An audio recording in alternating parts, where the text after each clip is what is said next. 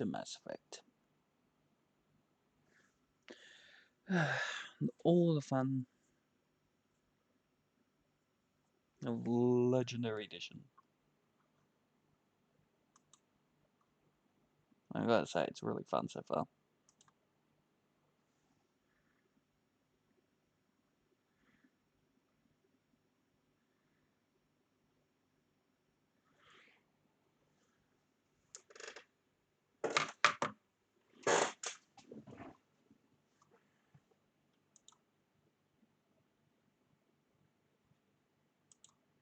Alright. Hold on, just getting things sorted.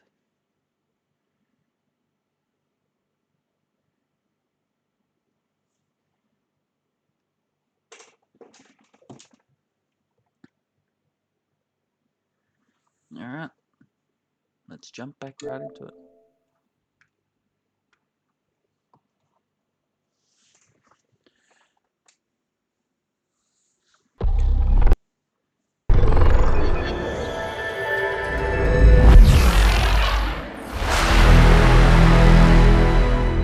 Bum bum.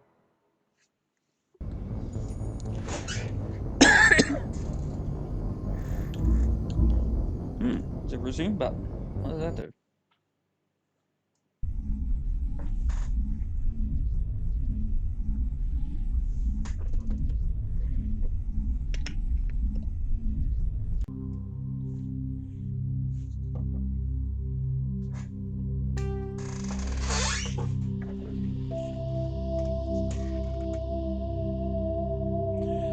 Bum bum.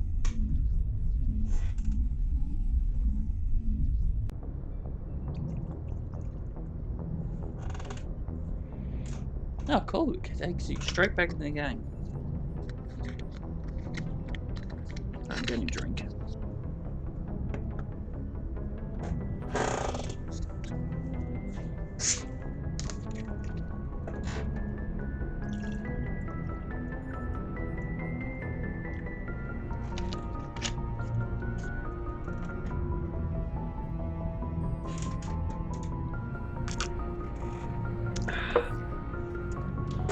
That is definitely something. Alright, I think we're about to enter the Geth zone. Message coming in from the brass at Arcturus. Patching it through. Normandy? Admiral Hackett here. We're getting reports of a marked increase in Geth activity in the Skyllian Verge. Surveillance drones have identified Geth outposts on 4 different planets in the Armstrong cluster. We need someone to take them out. I'm on it, Admiral. Finding Saren is still your top priority, but you've got experience fighting the Geth. You're the logical choice to take out these outposts. We're transmitting all the locations of known Geth outposts in the Armstrong cluster to the Normandy now. Admiral Hackett out.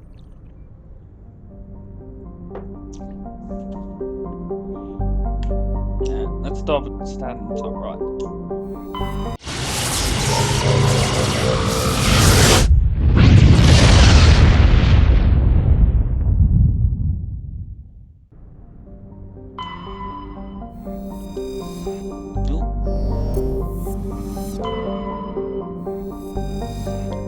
No.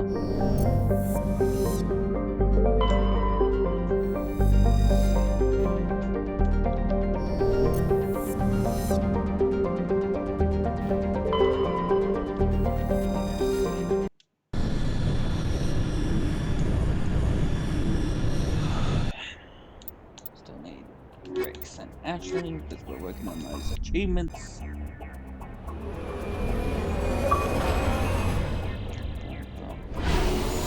Just really turn off notifications. Hang on.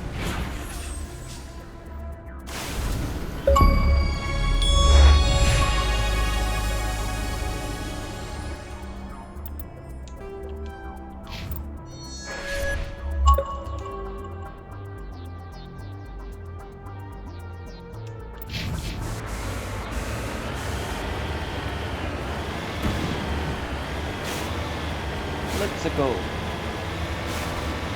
God, this planet is the planets you land on are much more beautiful than they were.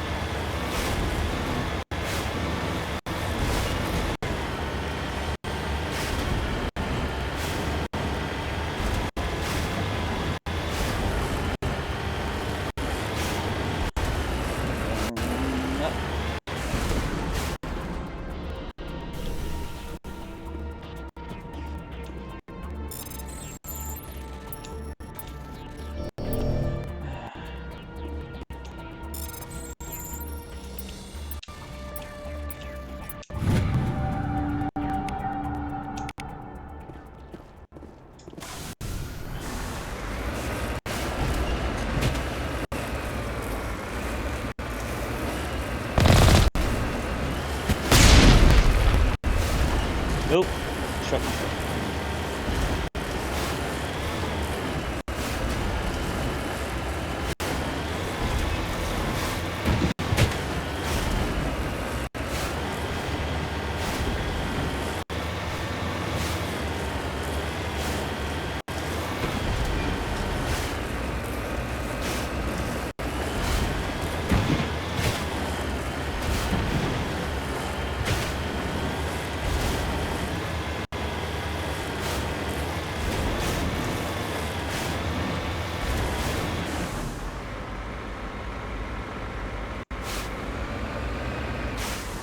Where is it?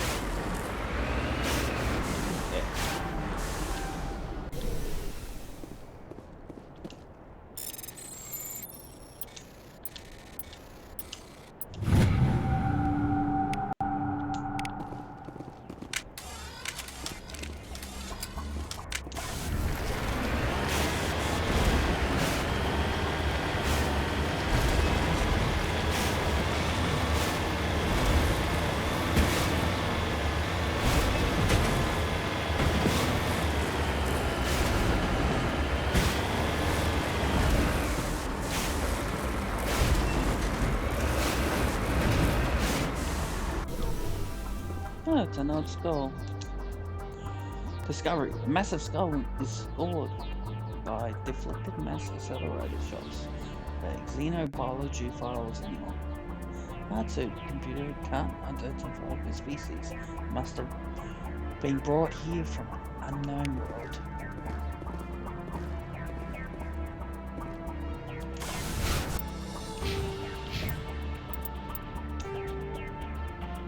Let's go.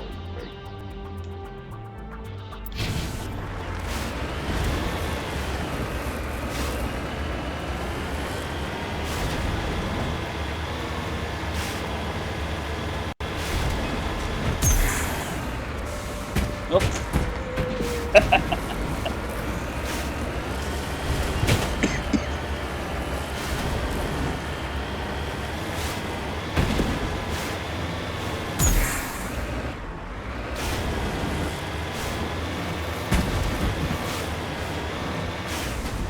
Heading out.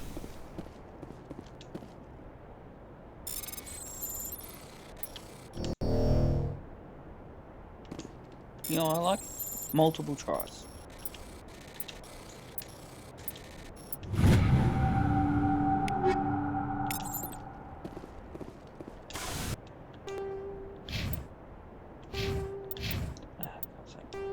Nope, that's not one. That.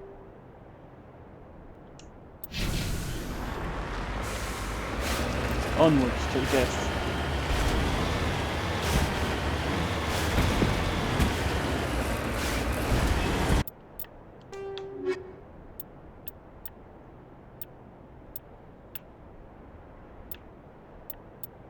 God, I'm already nearly through.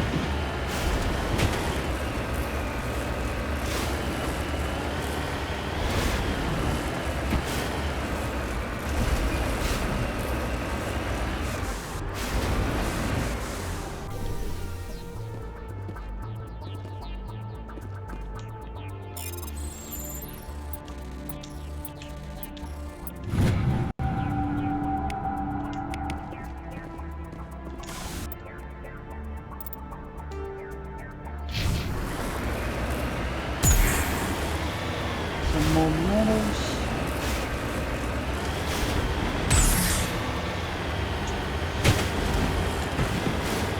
I think I like the sound of it jumping. Oh, let me get here.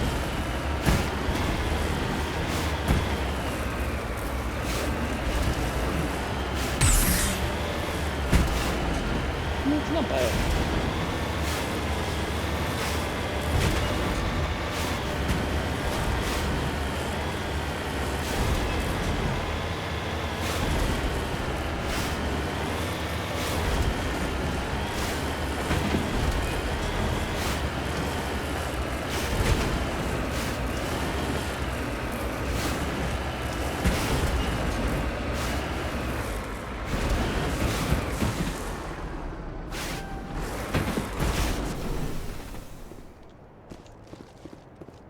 Hostile spotted.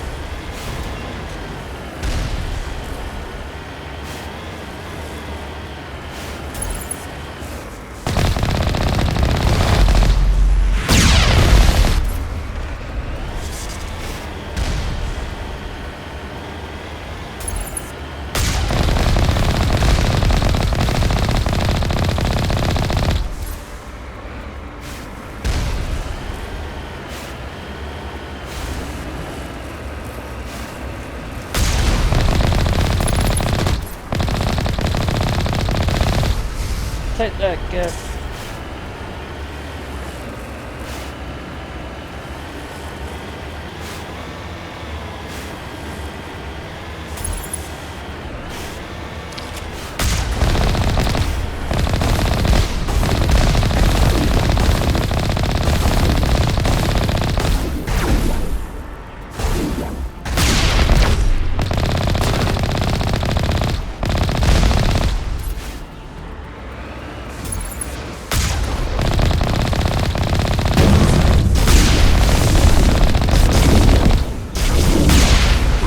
Outposts left to clear out?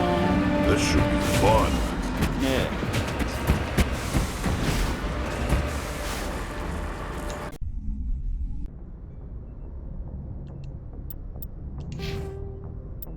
I'll level it up.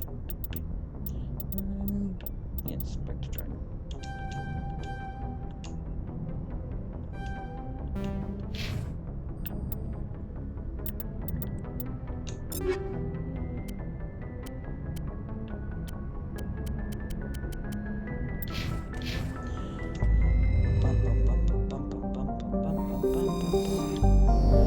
One down.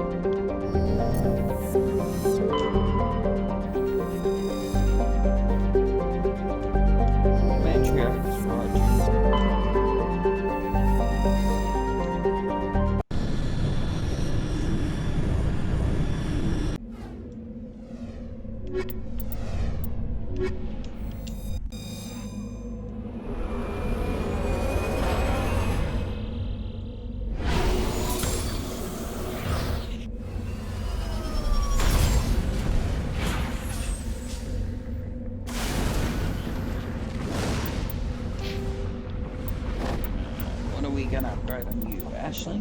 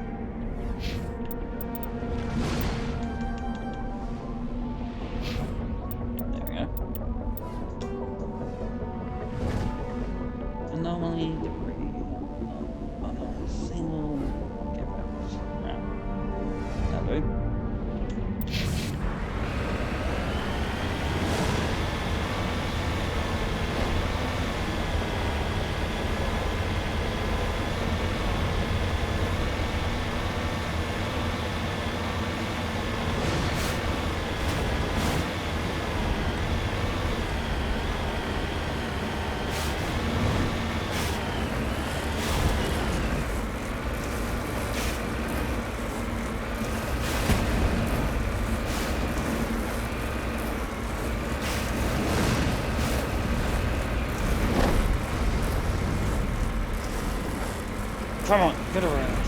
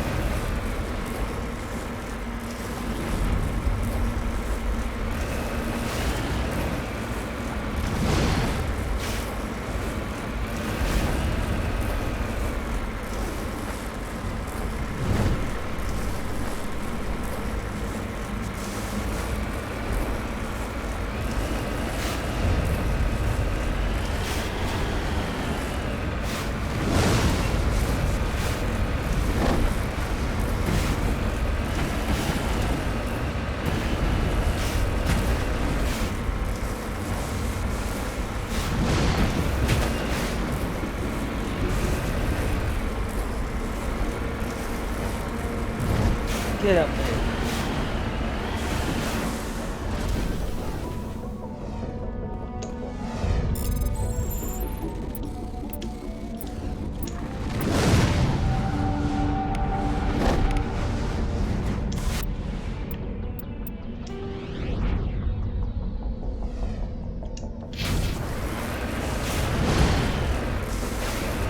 I think this is a mountain planet. No, don't fall down there. Never get out. Scared of money. Not a good one.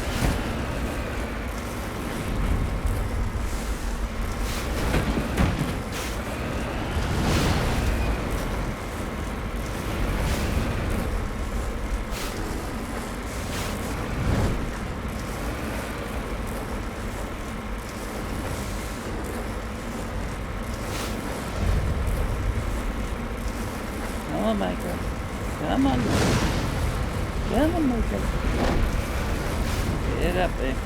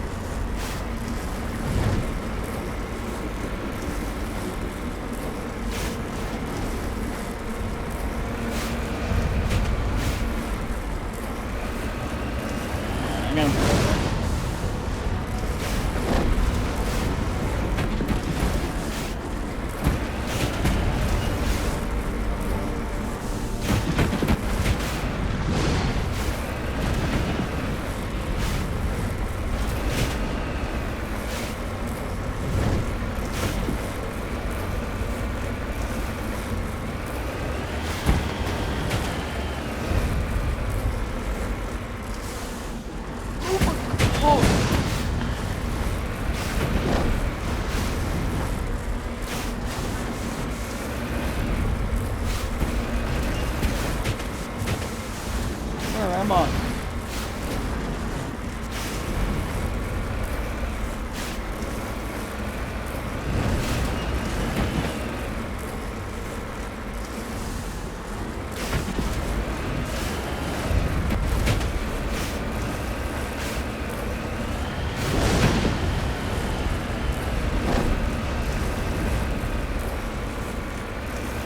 I'm right this time.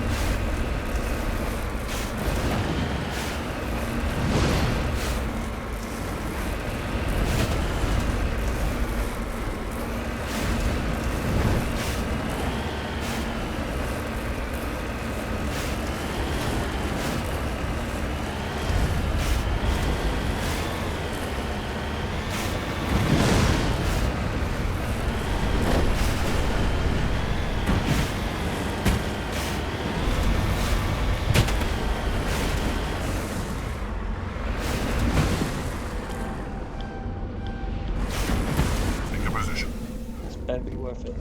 Probably not.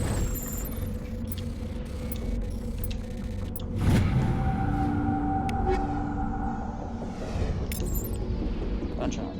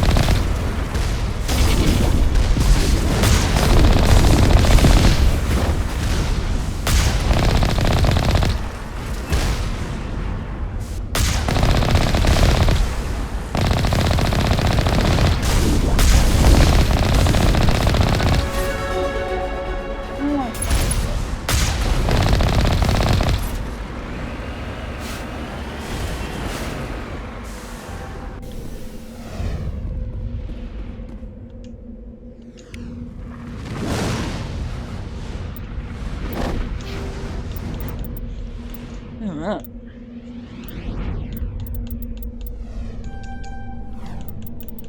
And grab a pistol.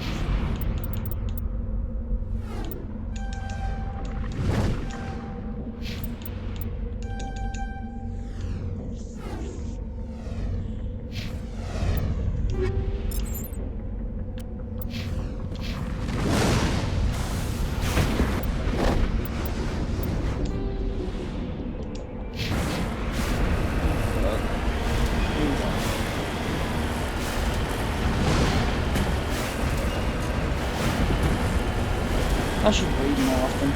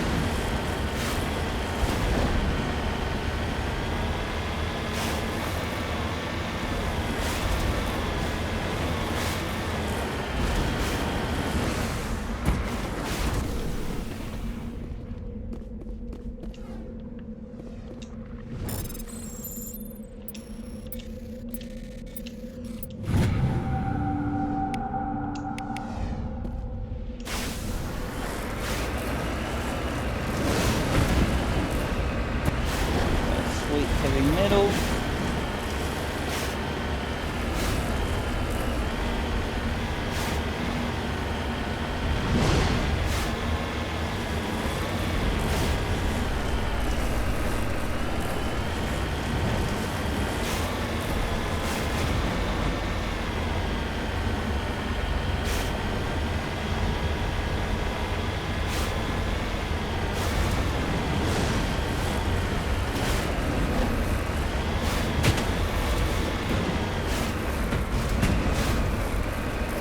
Oh, that's right, like jammed. Fucking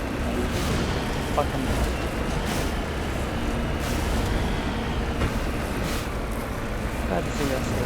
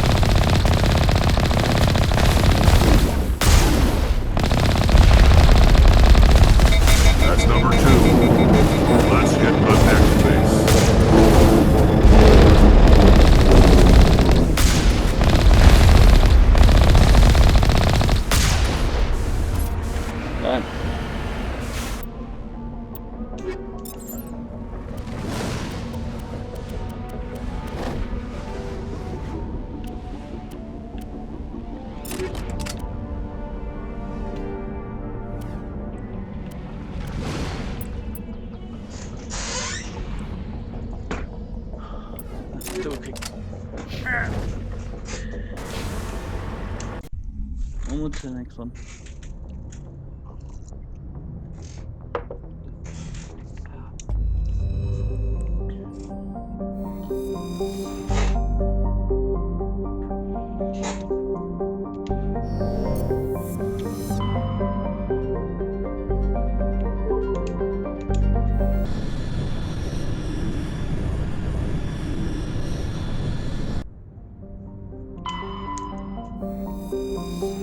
I don't want that yet.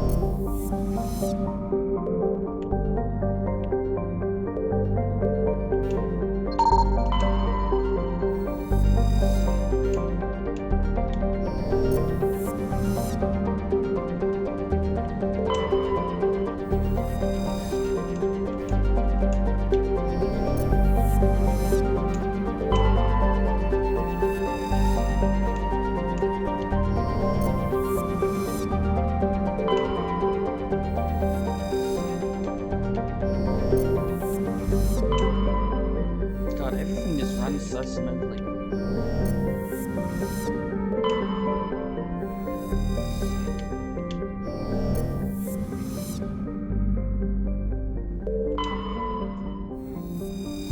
Anti-ball. Shockma.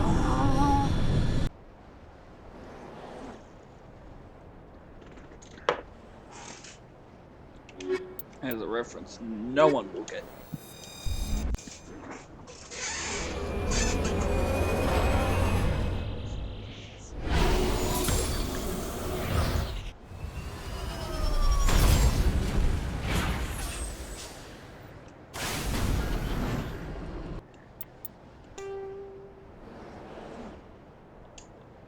Anomaly, debris.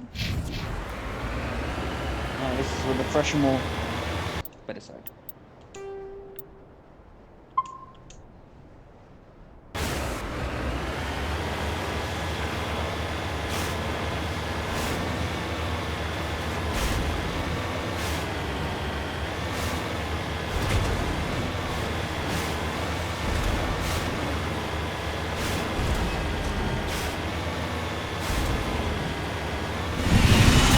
Oh my god, the pressure more came, that's so awesome.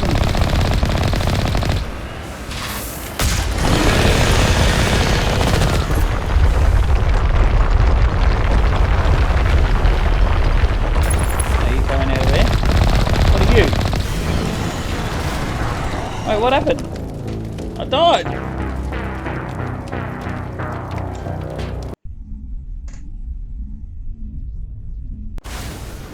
I don't even know what happened then.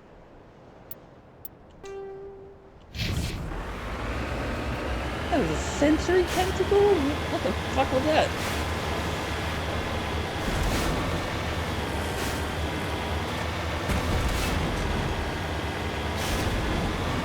Now, fresher more battles actually now hard. Sensory tentacle? Holy shit, that shit's like 1,000. Oh.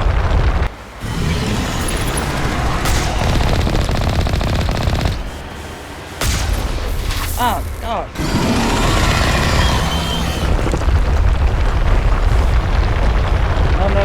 No.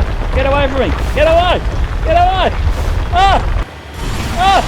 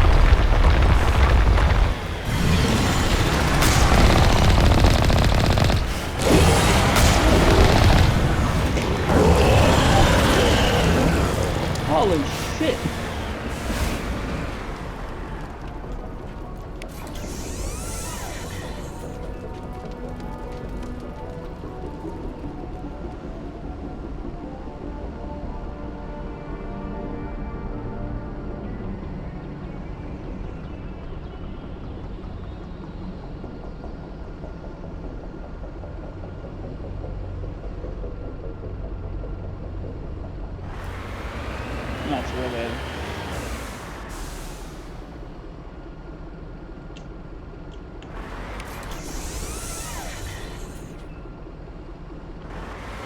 I can move while repairing.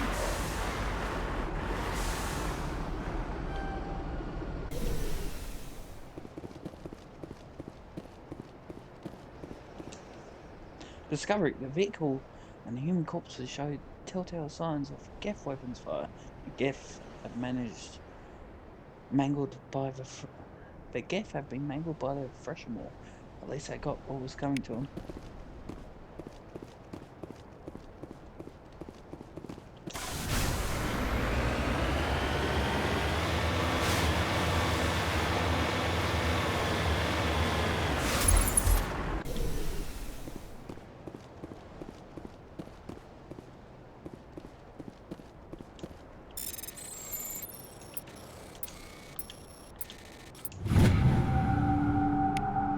Perfume dot disk. That's the first one, I think. Yep.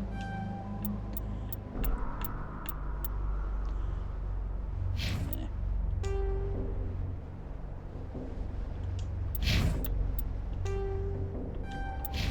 Better save.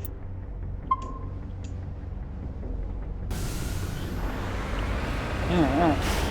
That was definitely something.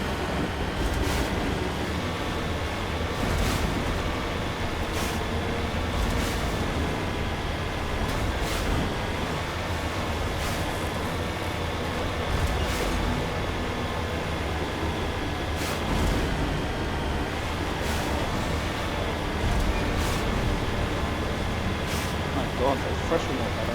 Clap now.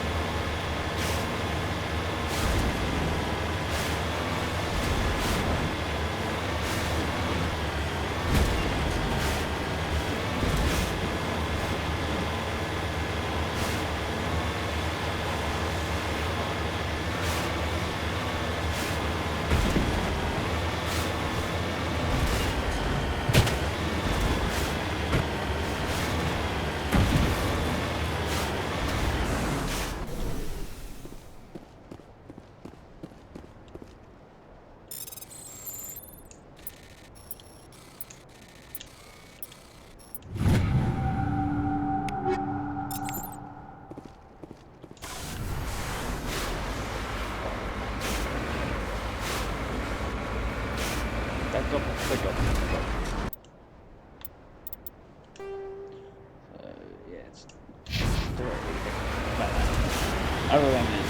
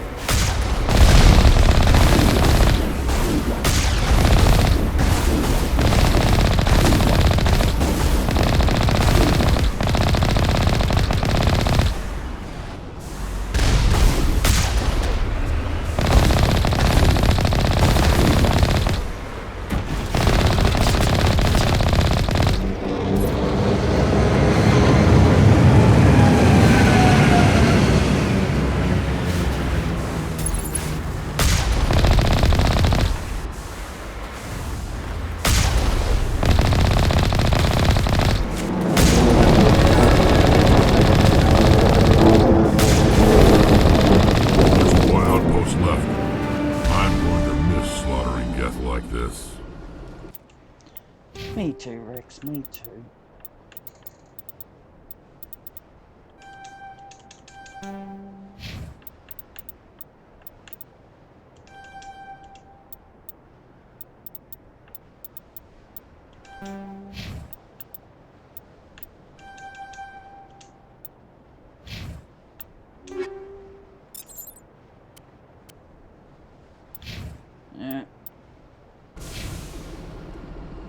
go.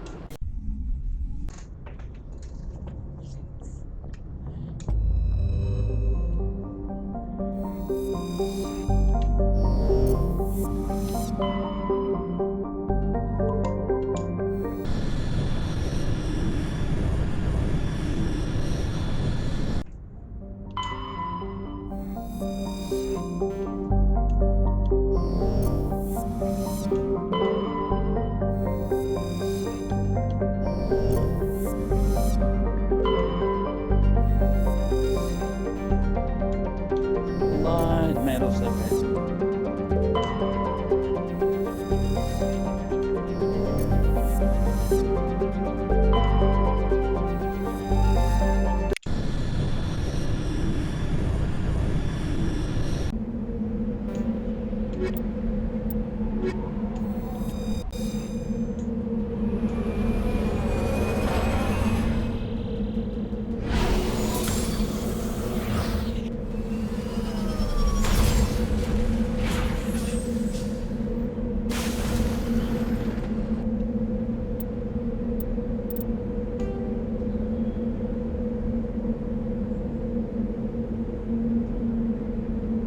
Let's go to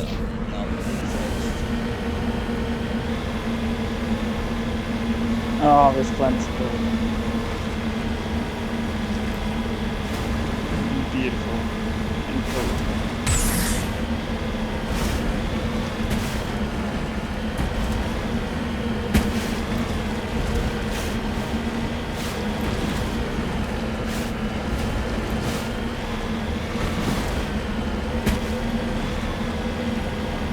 They added a boost to the makeup.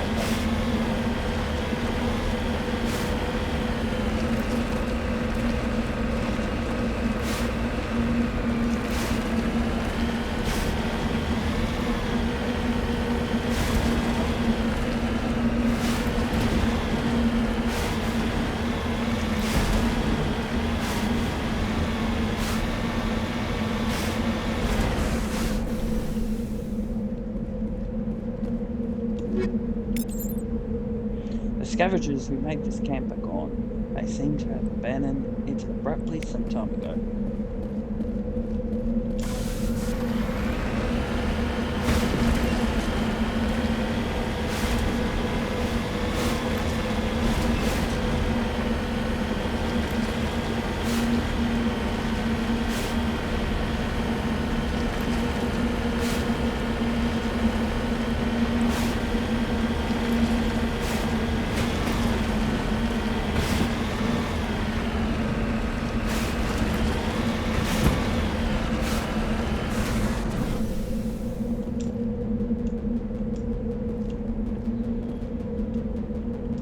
Are you gonna let me survey it or?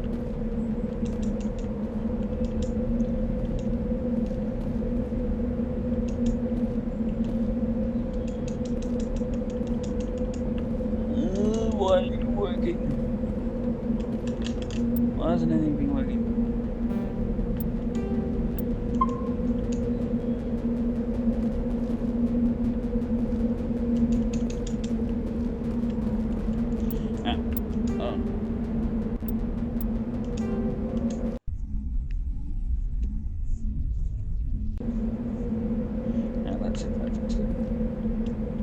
There we go.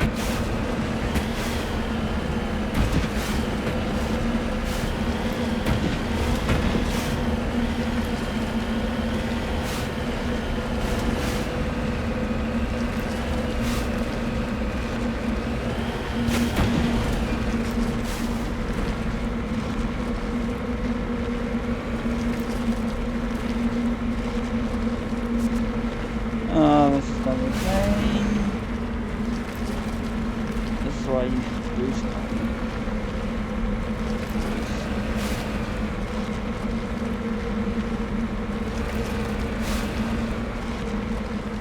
Tell you what.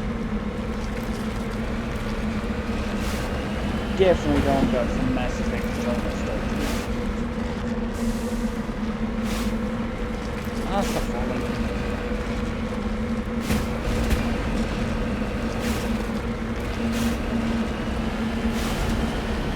I'm gonna say it right now. Nomad, better than the Mako. Better car, more fun car. Best vehicle you drive in, that's the Nomad.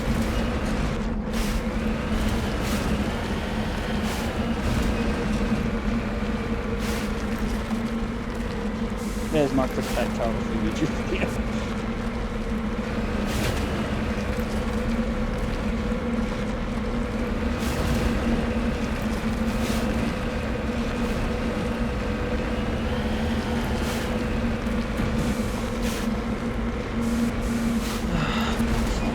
Just get up the mountain.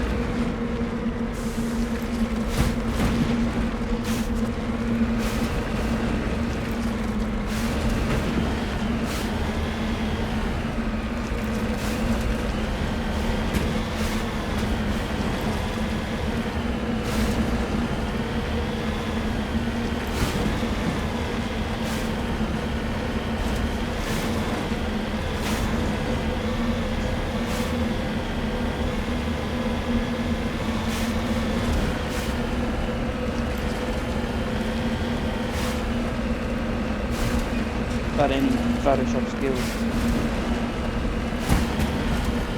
100%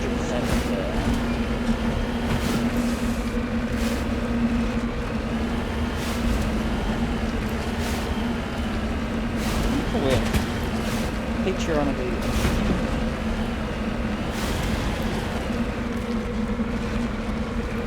Whatever. That picture would be a nomad just destroying a Mako. You're bad.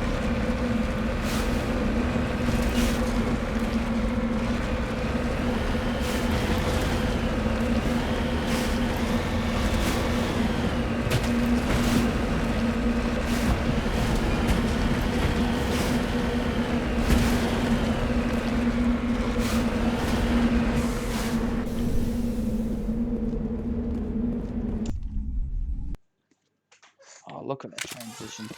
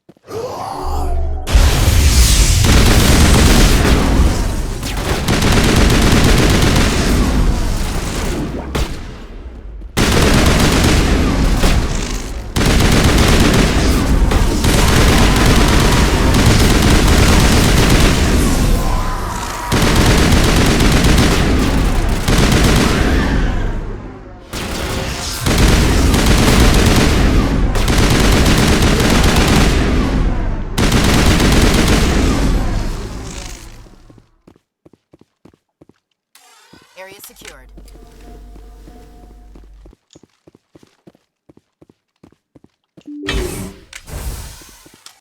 There's gonna be more.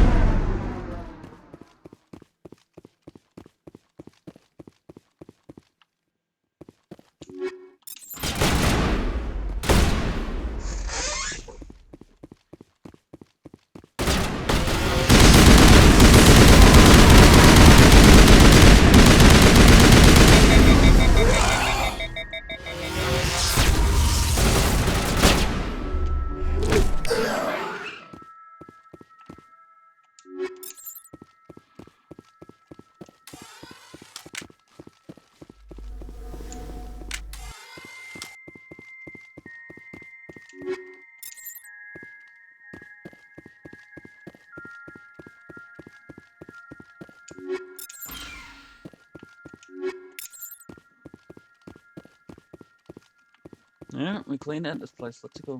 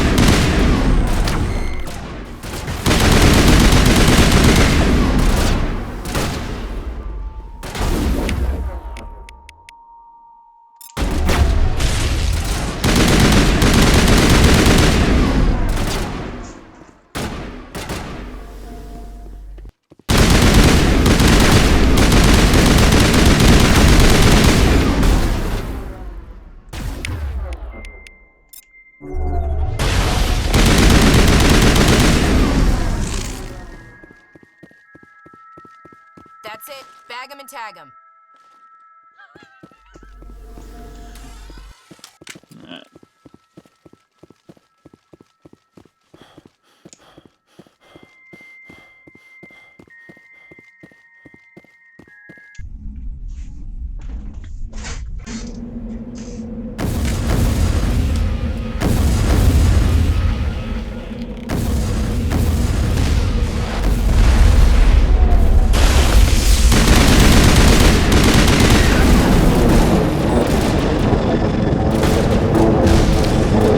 Ow.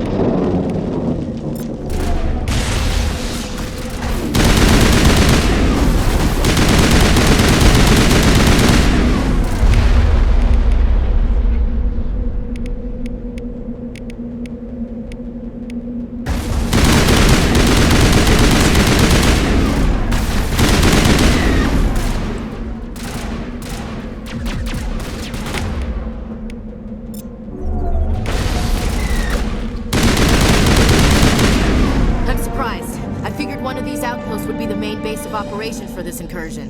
Hold up. This receiver's picking up some kind of transmission. Based on the signal strength, I'd say it's coming from inside this star cluster. It's gotta be the main base. We can use the signal to lock onto its location and go take it out. Can we? Super excited about that.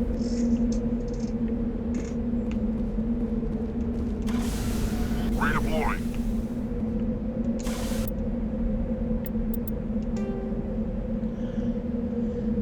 Alright, let's go. 3.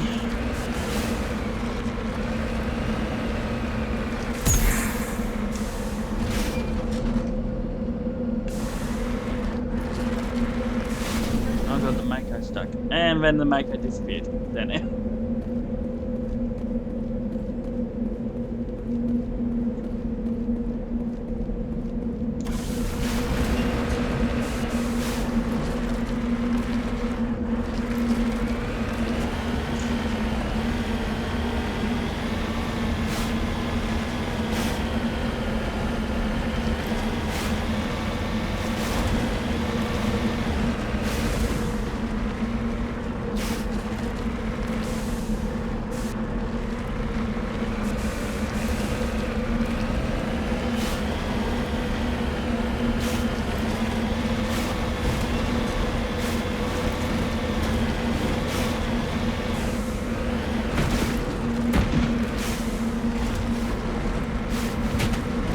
Stop humping the rock, Mako.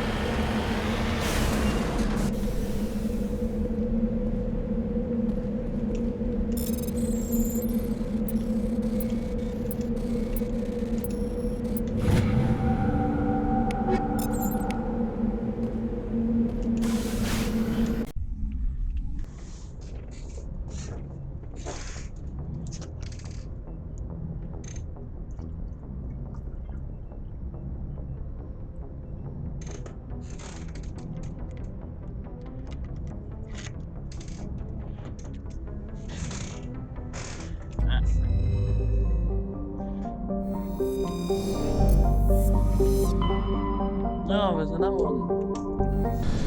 What? What a twist.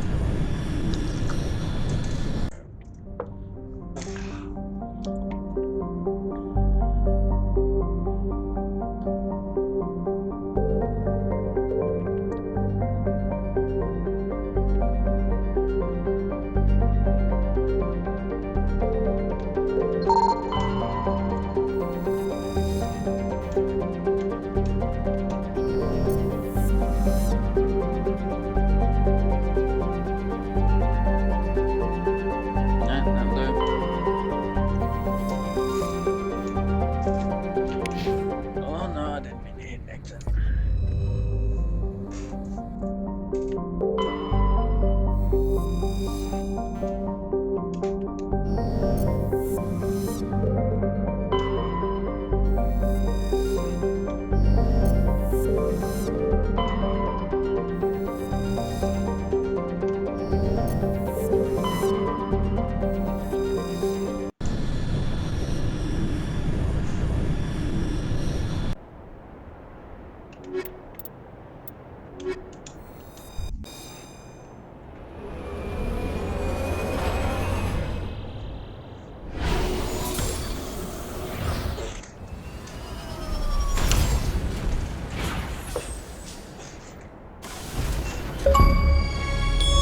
Achievement. Okay, it's the last one, isn't it?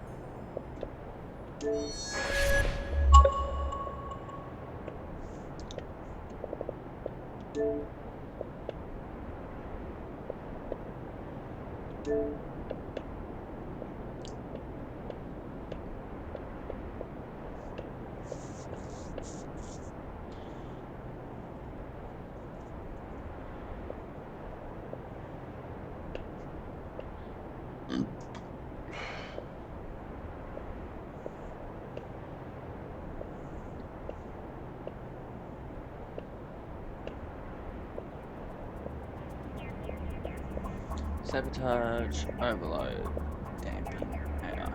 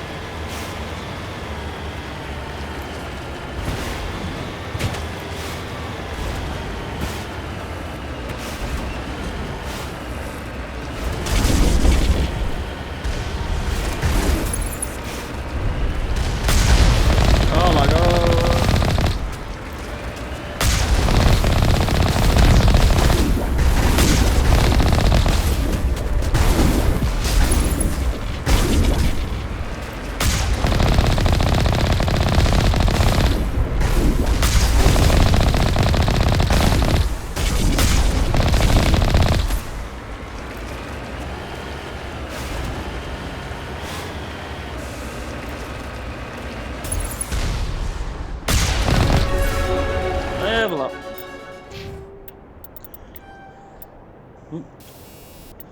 Alright, what do I want to do?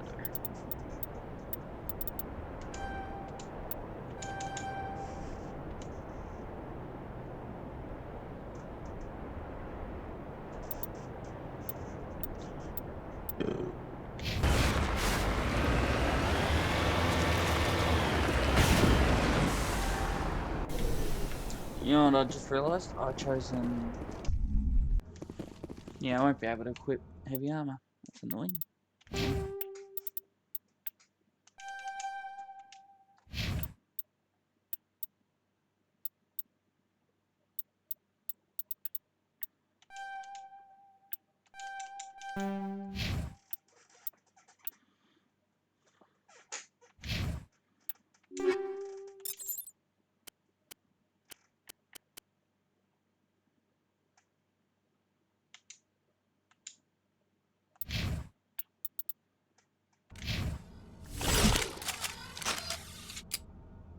Oh, that gun I want.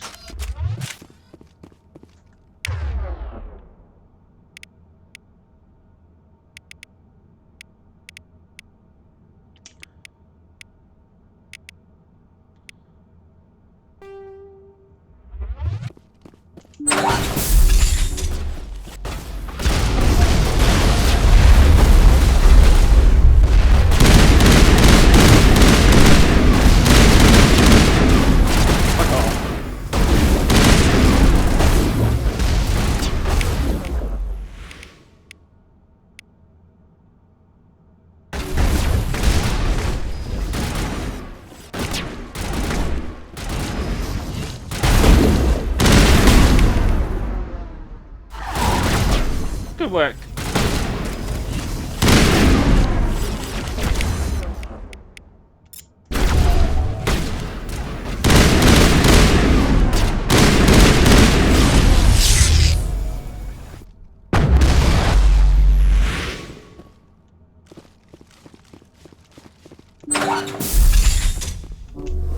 Patching you up. That's right.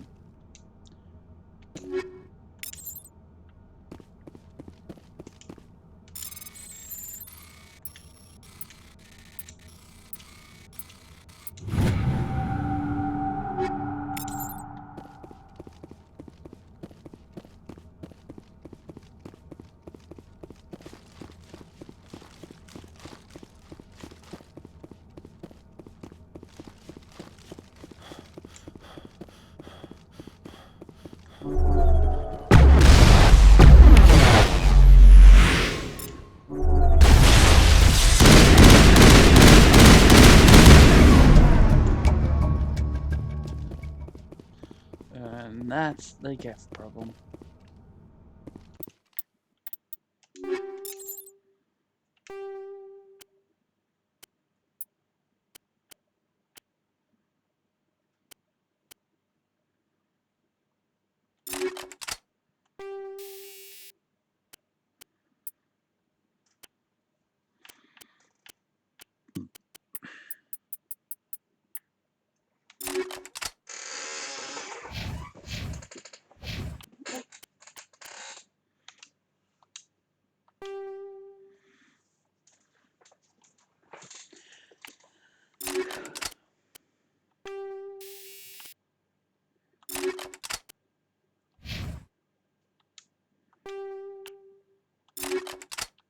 Oops.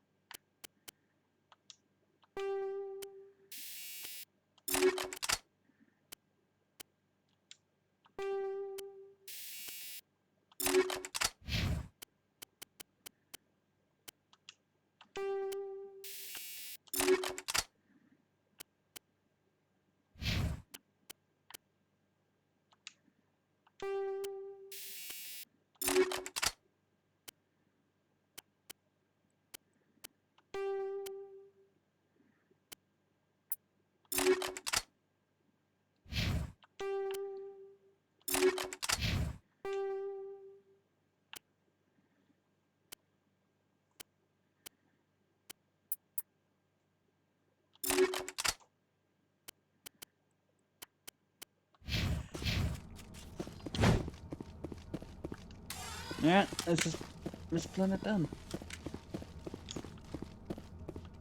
Let's move on.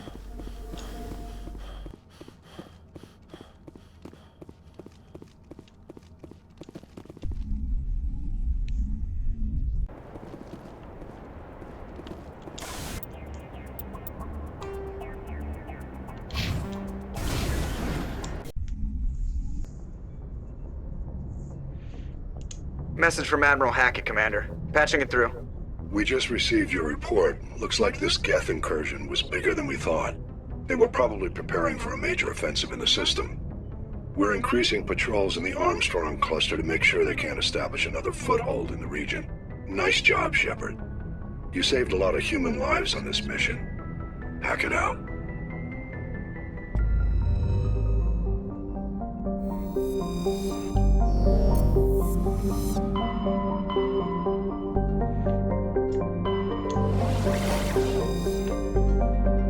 Stand one. Yeah.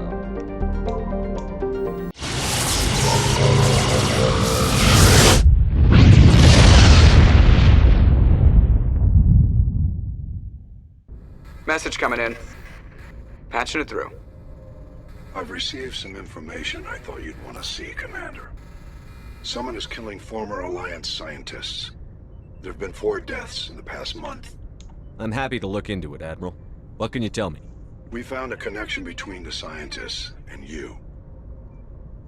They all worked on a classified project several years ago, on Akuz.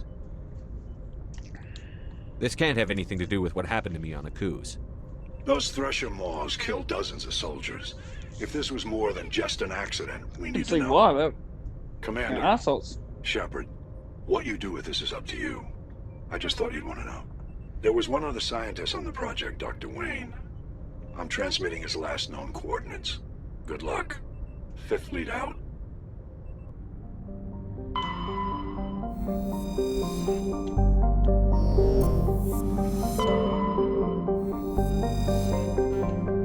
Matrix ready.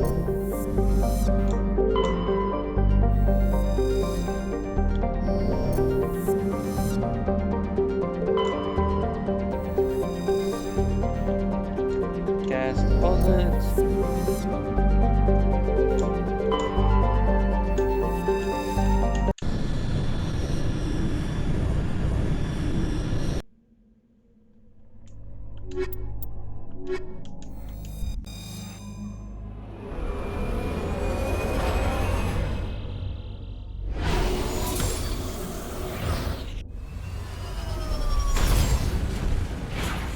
Oh.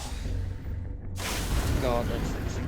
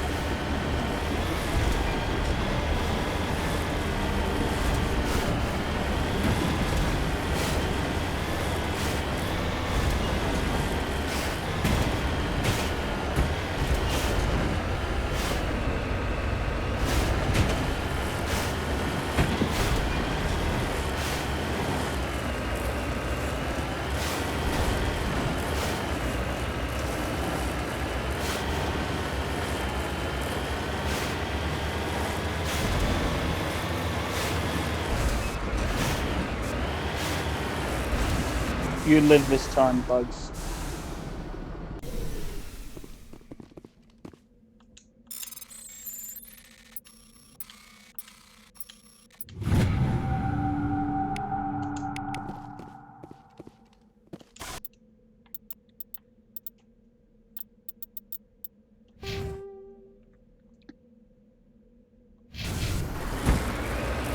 I may have enough Paragon points to do this.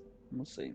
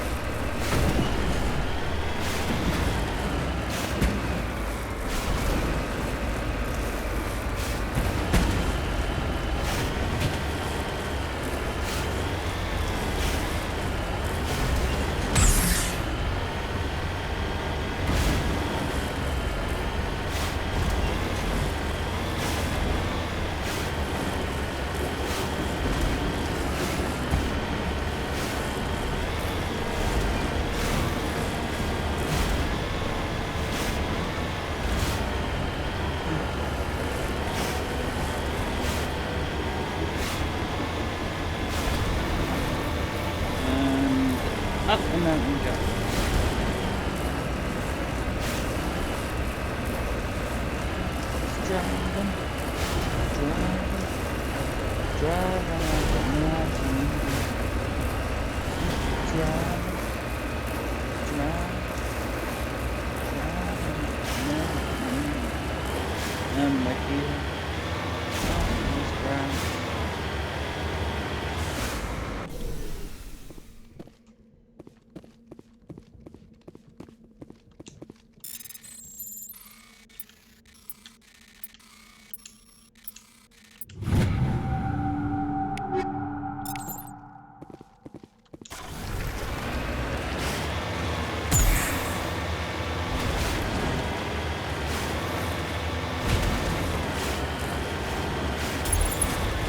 I'm not even there yet.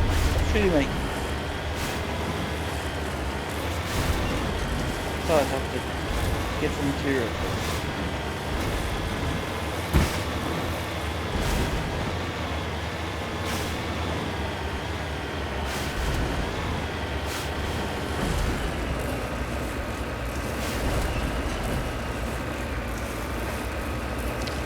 Ow!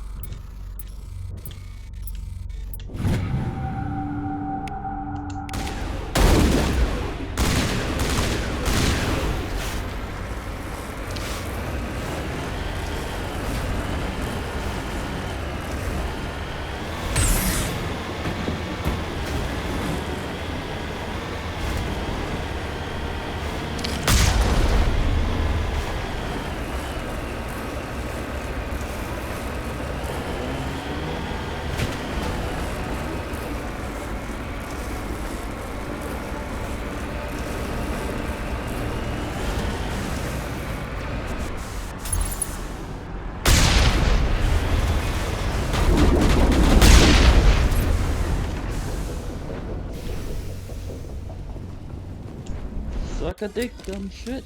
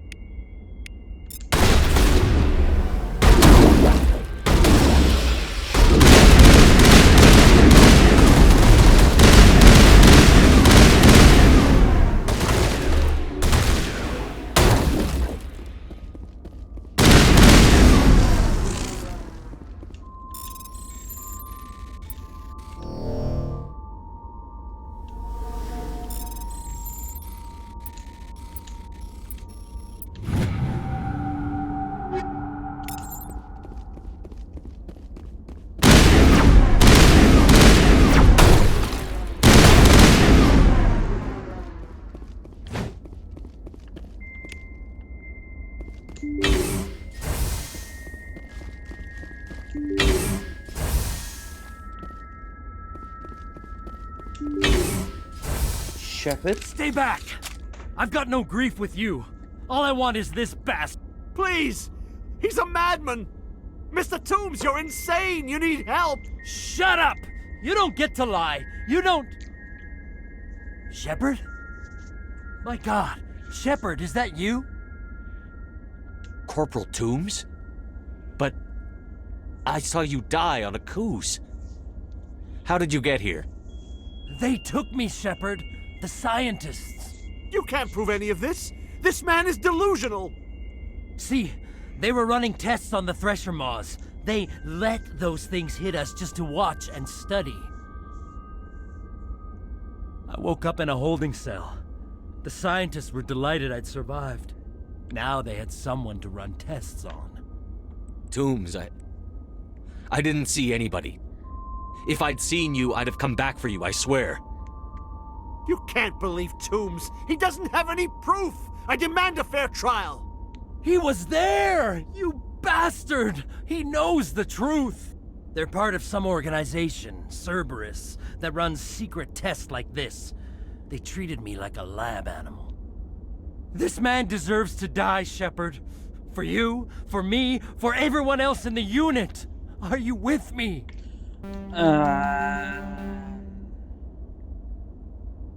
Toombs, it doesn't have to be like this. This isn't the only way.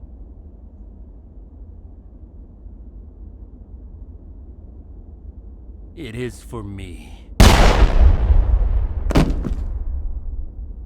I avenge them, Shepard. Our unit can finally rest in peace. I can finally let go. The vids say that you were the sole survivor of what happened at Akuz. Who am I to argue?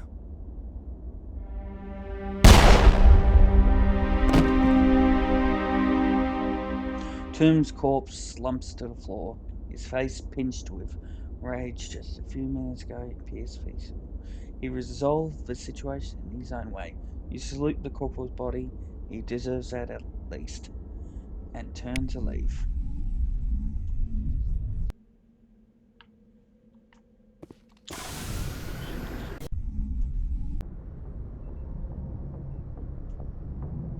Message coming in. Patching it through. I reviewed your report on the situation, Commander. It's unfortunate both the Doctor and Toombs died, but I know you did your best under the circumstances. I hope this helped you find some peace, Commander. Thank you. Fifth Fleet out.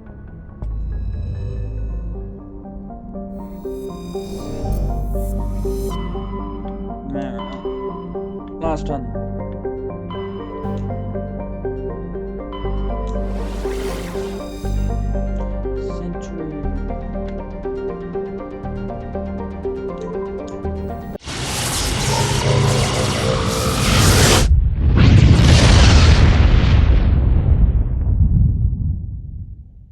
Message coming in, Commander. Big surprise, the Alliance needs you again. Shepard, this is Admiral Hackett with Alliance Command. We've got a mission for you. An Alliance officer named Major Kyle has set up a small compound in the Hulking Eta cluster. He's attracted a number of followers, mostly biotics. He's become an outspoken critic of the Alliance, and we believe he's mentally unstable. This could be trouble, Shepard. I'll look into it. 3 days ago, we sent 2 Alliance representatives to meet with him at his compound. They've disappeared. We believe Kyle and his followers killed them. That compound is a cult, Shepard. They call him Father Kyle now. He set himself up as some kind of religious leader. I might be able to end this without violence. That may not be possible, Commander. We don't want a bloodbath, but Kyle is dangerous. I'll trust you to use your judgment. Hack it out.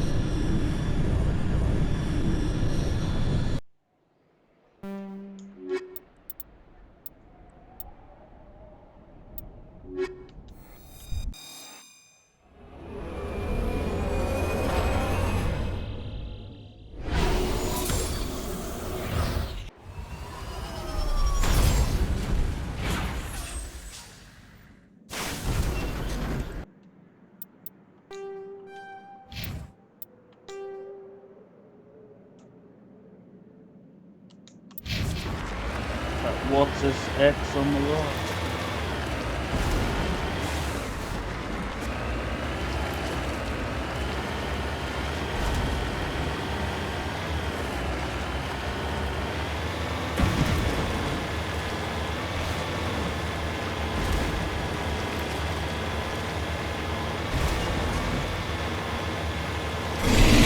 Ah, it's a pressure ball. No! No! Hang on!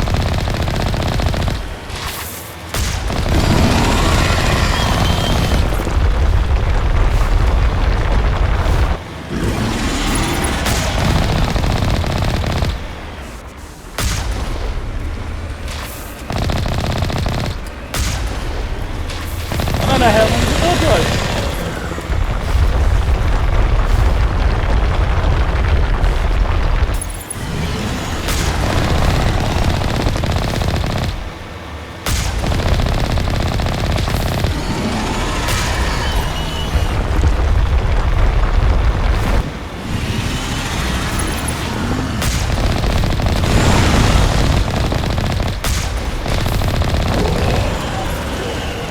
God, those things are terrifying.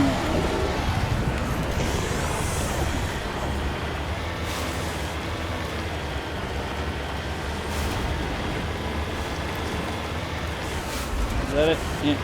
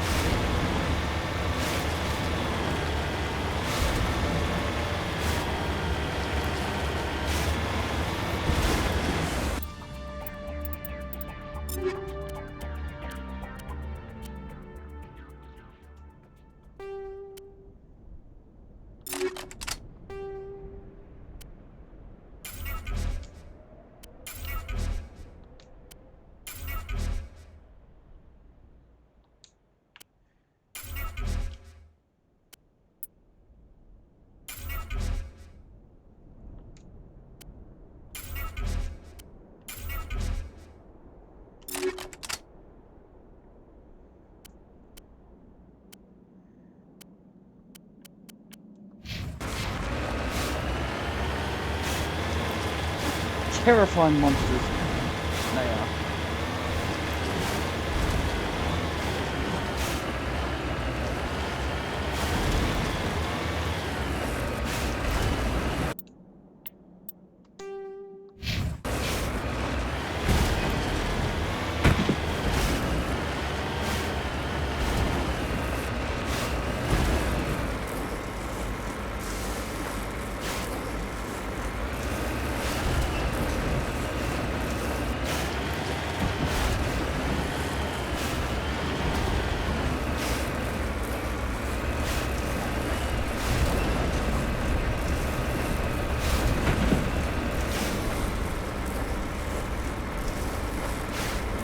No, stop driving sideways.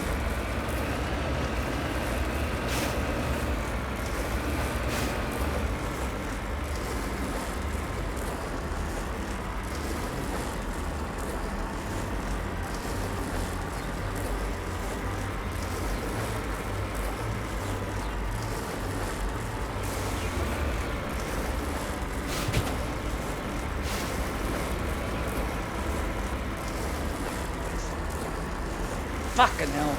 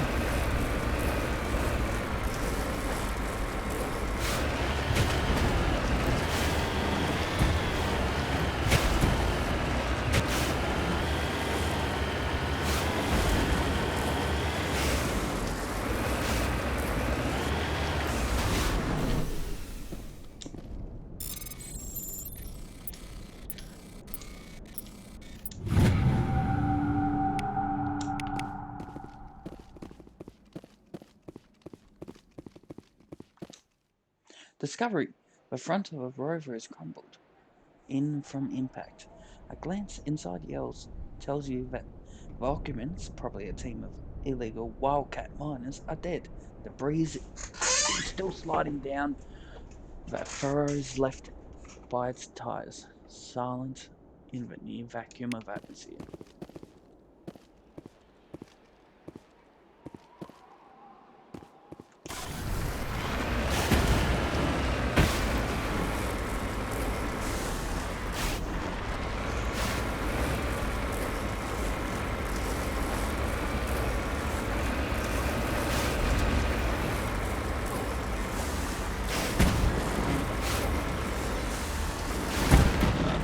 I hate the Mako so much.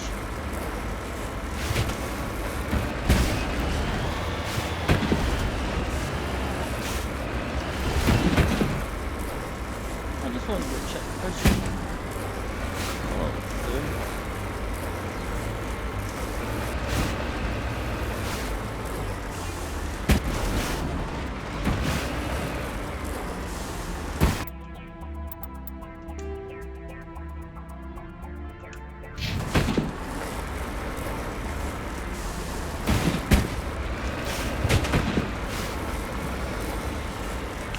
Fuck you!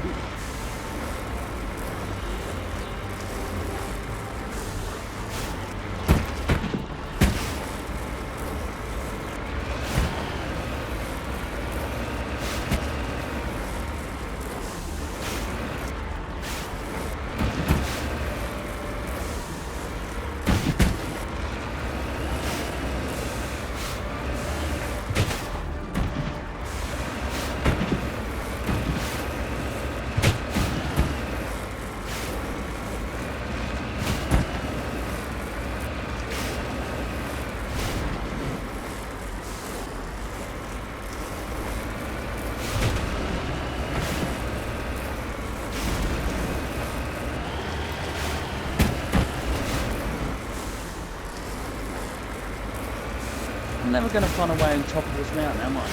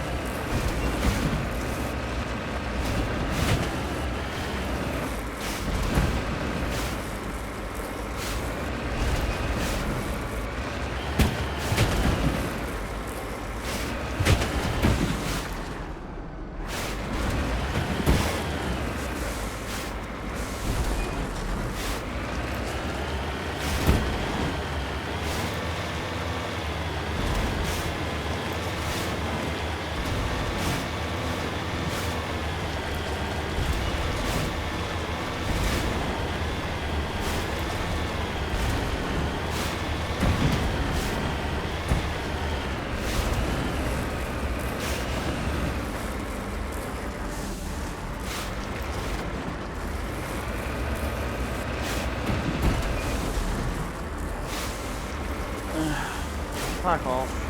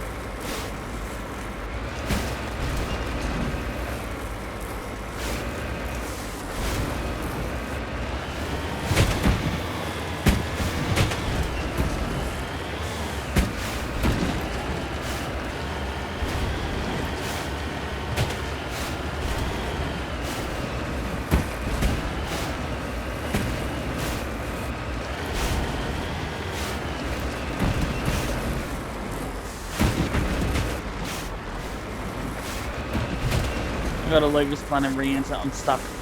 I can't. I'm gonna punch something unless I.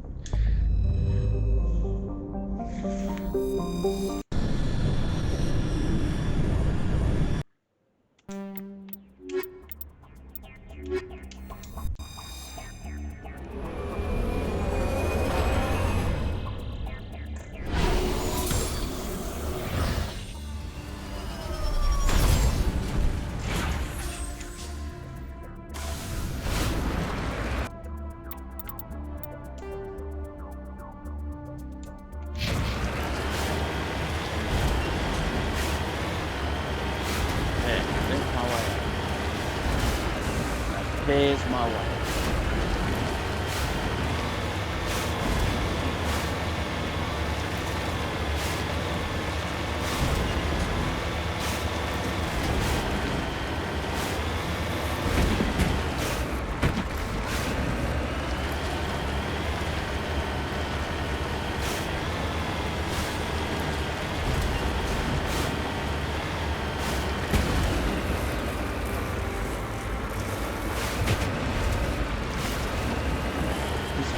Better be worth it.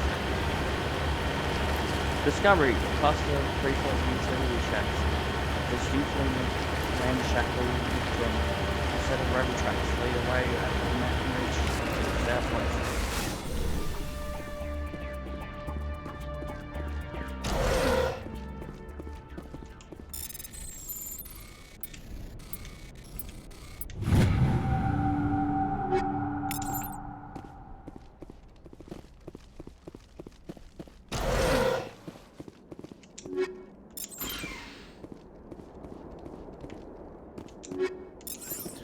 It was not worth it.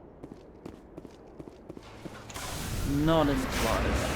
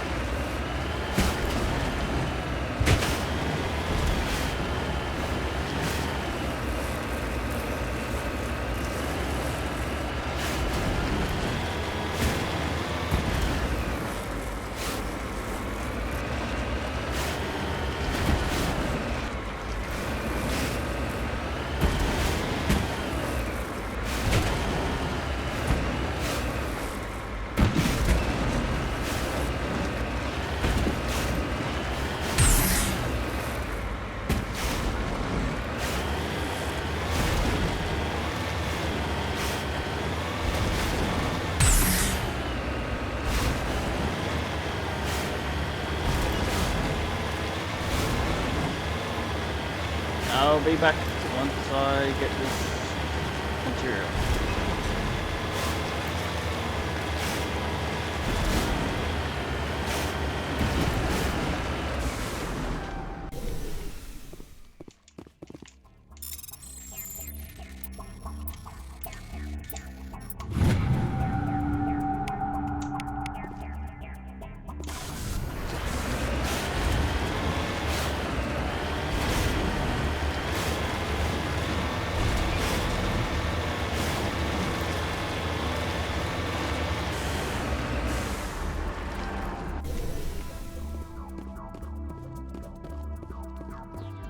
This is a private sanctuary. Outsiders are not welcome here. I need to talk to the man in charge. It's important. Father Kyle wants nothing more to do with the Alliance. I want this to end peacefully. If he doesn't see me, people could get hurt. We won't let you take Father Kyle away. He protects us. We need him. The Alliance wants someone to pay for those murders. Let me speak to Major Kyle, and maybe I can find some way to help you all get out of this alive. Wait. Father Kyle will speak with you. Head to the building at the far end of the compound. He'll meet you there. Good.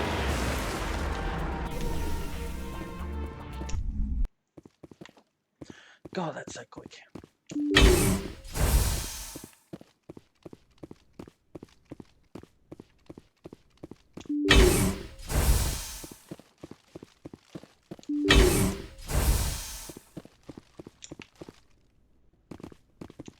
Just because we're biotics doesn't mean we don't deserve to be treated fairly. God, these generic guys actually look like characters. Actually have individuality.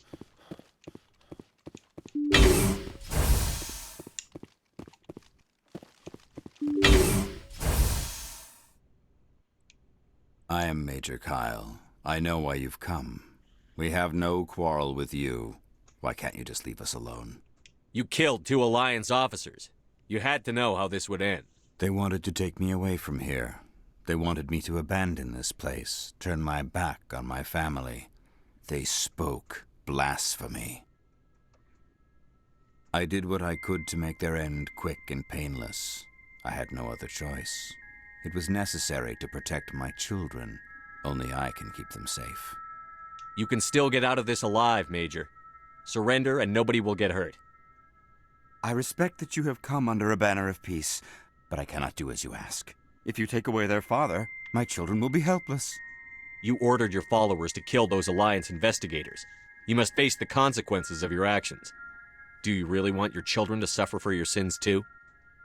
No, this was my fault. My children are innocent, pure. Please, I never meant for this to happen. I'm sorry. You're doing the right thing, Major. Your children will be better off for it. Come on. Wait, if my children see you taking me away, they won't understand. They will attack and you will be forced to kill them all. You have shown me the error of my ways, Commander. Now you must give me time to explain it to them. It is the only way they will understand. Please, give me 1 hour. After that, I will meet the Alliance authorities at the gates of my compound and surrender without violence. I give you my word. I'm going to trust you. If you betray that trust, you and all your children will suffer. I will not betray you, Commander. Thank you for this. Joker can have the 5th Fleet pick Major Kyle up. I just hope you know what you're doing, Commander.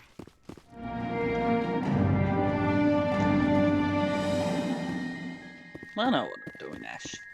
I'm fucking Commander Shepard. Oh! You alright?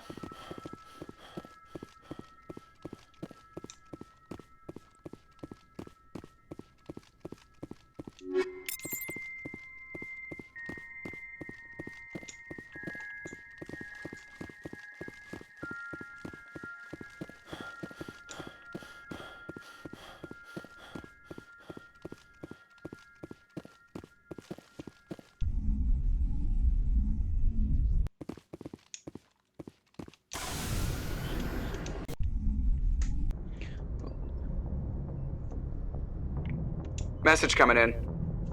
Patching it through. Admiral Hackett here, Commander. Your helmsman just forwarded your report on Major Kyle. We sent in a team as you instructed. Kyle's followers have disbanded, and the Major surrendered to us without incident. We'll make sure he gets the help he needs. To be honest, Shepard, I thought this thing was going to end in a bloodbath. I don't know how you did it, but you saved a lot of lives. Congratulations.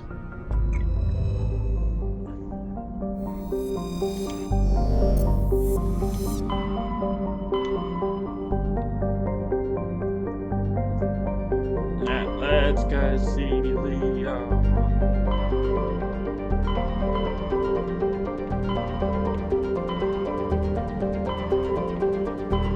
Yeah, we have done all this.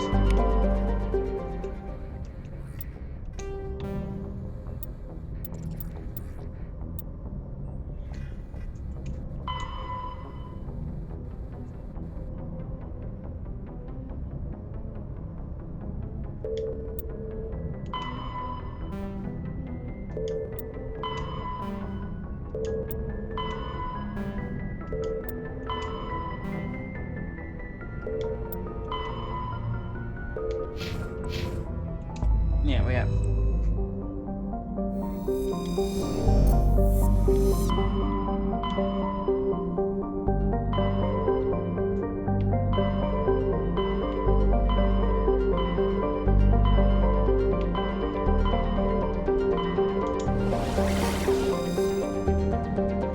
This is Sparta.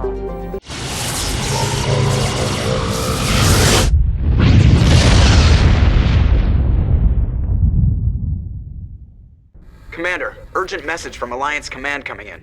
I'll patch it through. Shepard, this is Admiral Hackett from Alliance Command. We've got a situation here, and you're the only one that can handle it. What do you need, Admiral? There's an Alliance training ground where we test weapons and technology in live fire simulations. One of the VIs we use to simulate enemy tactics in the drills is no longer responding to our override commands. It's gone rogue. How many casualties so far? 17 Marines were killed in the simulation exercises before we realized what had happened. That's when we contacted you. VI support is critical to our military success. They process thousands of status reports and react in nanoseconds. No human can do that. But as advanced as this thing is at military strategy, it's still just a VI. It's not self-aware, and it's completely disengaged from any networks. That's where you come in. We need you to fight your way through the training ground of the VI core and manually disable it. Don't worry, Admiral. I'll take that thing out. I know Spectres answer the Council, but you're still human. You're still part of the Alliance military, and right now we need you. I've already said yes, The VI controls all the facility's weapons, drones, and automated defenses. You're the only one that can pull this off, Shepard. Good luck. Now, before we do it, I'm going to take a quick break. I'll be back in a second.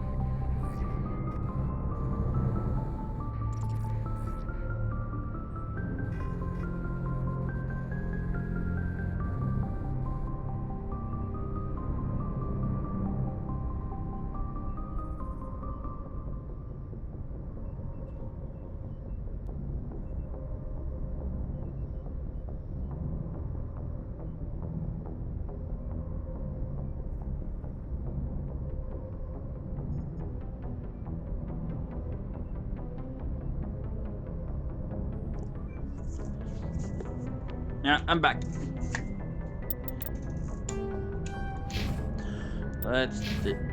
Actually, let's talk to our crew.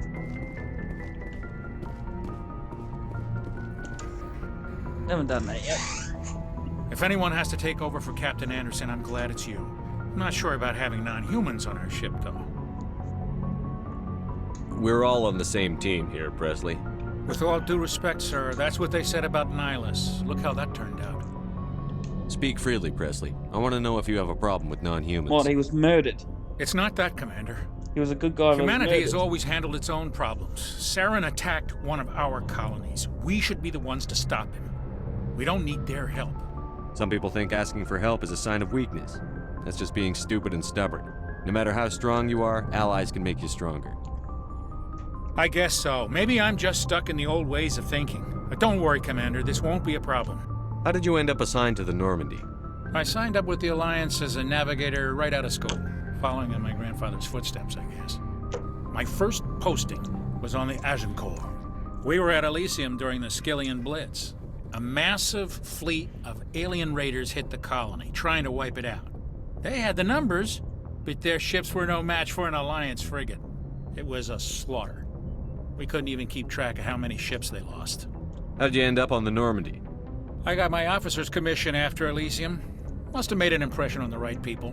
Captain asked for me when he was picking his crew. Carry on, Presley. Yes, sir.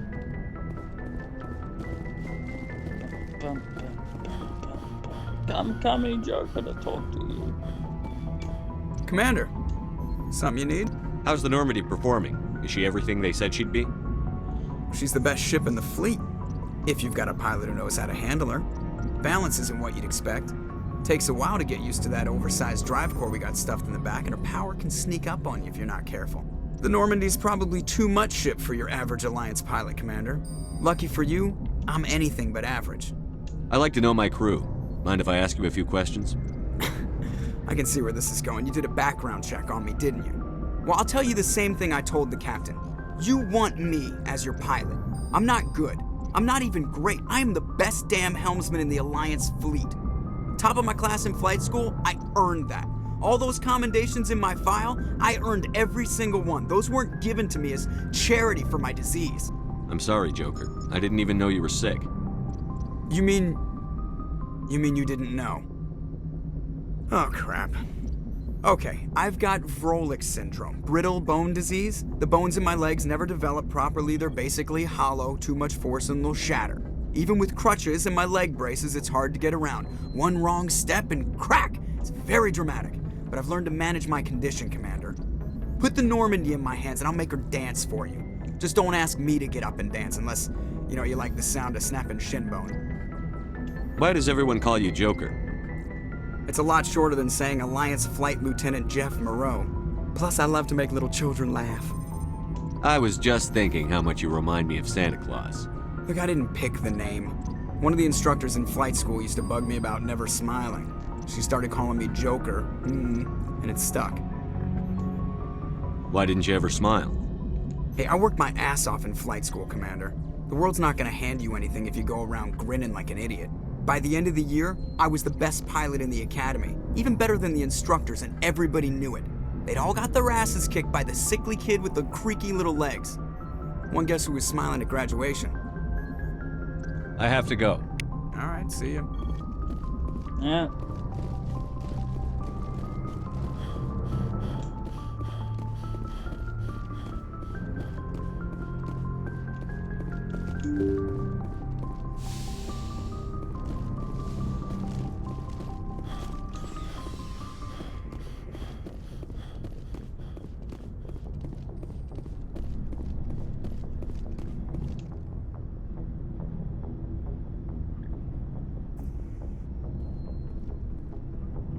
Anything you need, Commander?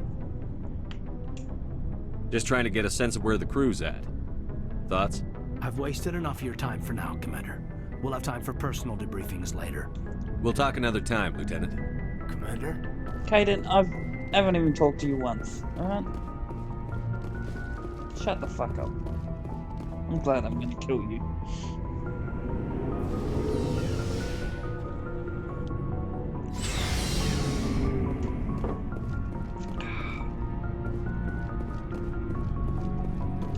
Shepard, what can I do for you? What's your story, Rex? There's no story. Go ask the Quarian if you want stories. You Krogan lived for centuries. Don't tell me you haven't had a few interesting adventures. Well, there was this one time the Turians almost wiped out our entire race. That was fun. I heard about that. You know, they almost did the same to us. It's not the same. It seems pretty much the same to me. So your people were infected with a genetic mutation? An infection that makes only a few in 1,000 children survive birth? And I suppose it's destroying your entire species? I suppose it isn't all the same. I don't expect you to understand, but don't compare humanity's fate with the Krogan.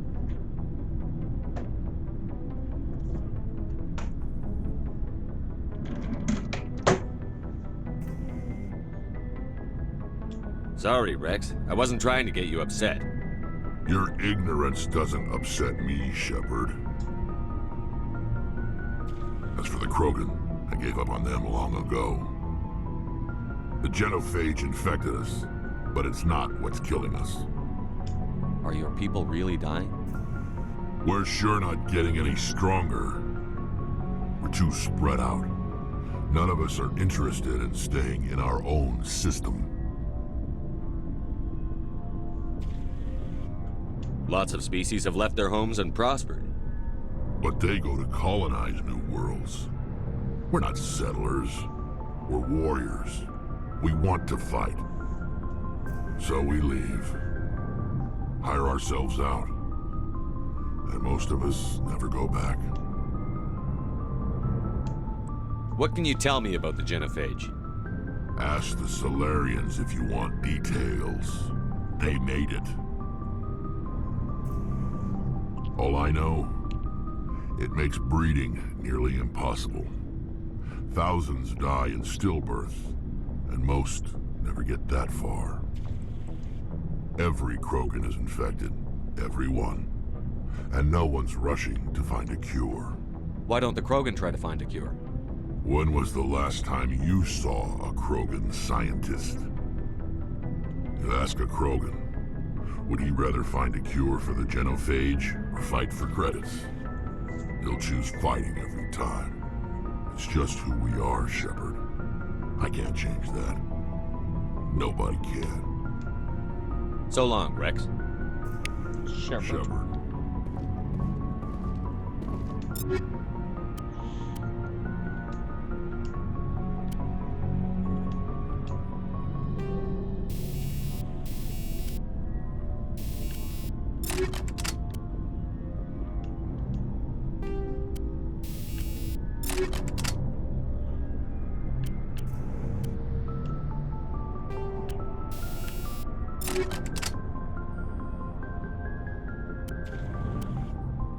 No, I'm gonna keep that for me.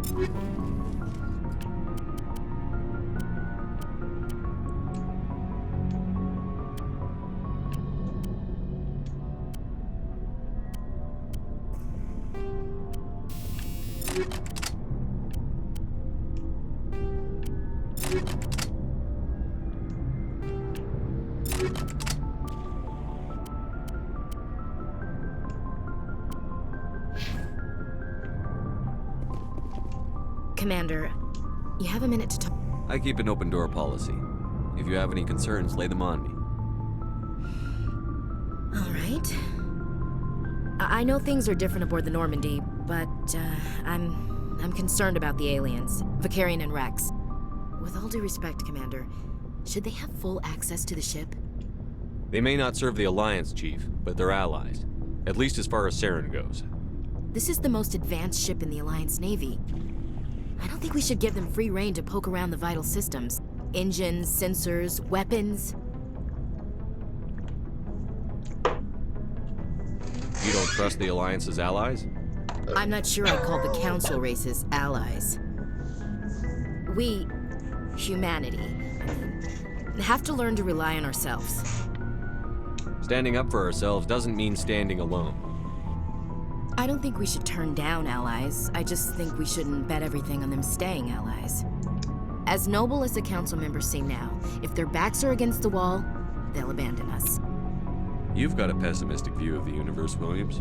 A pessimist is what an optimist calls a realist. Look, if you're fighting a bear and the only way for you to survive is to sick your dog on it and run, you'll do it.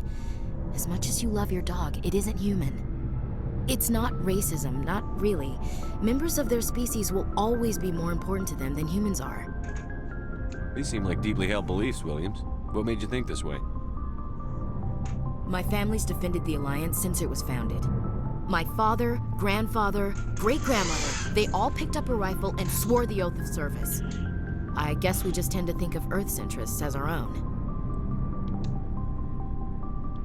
It doesn't sound like you've worked with aliens before. No, sir. Mainly I've been groundside, part of the surface garrison forces. I did get a rotation on a space station for training.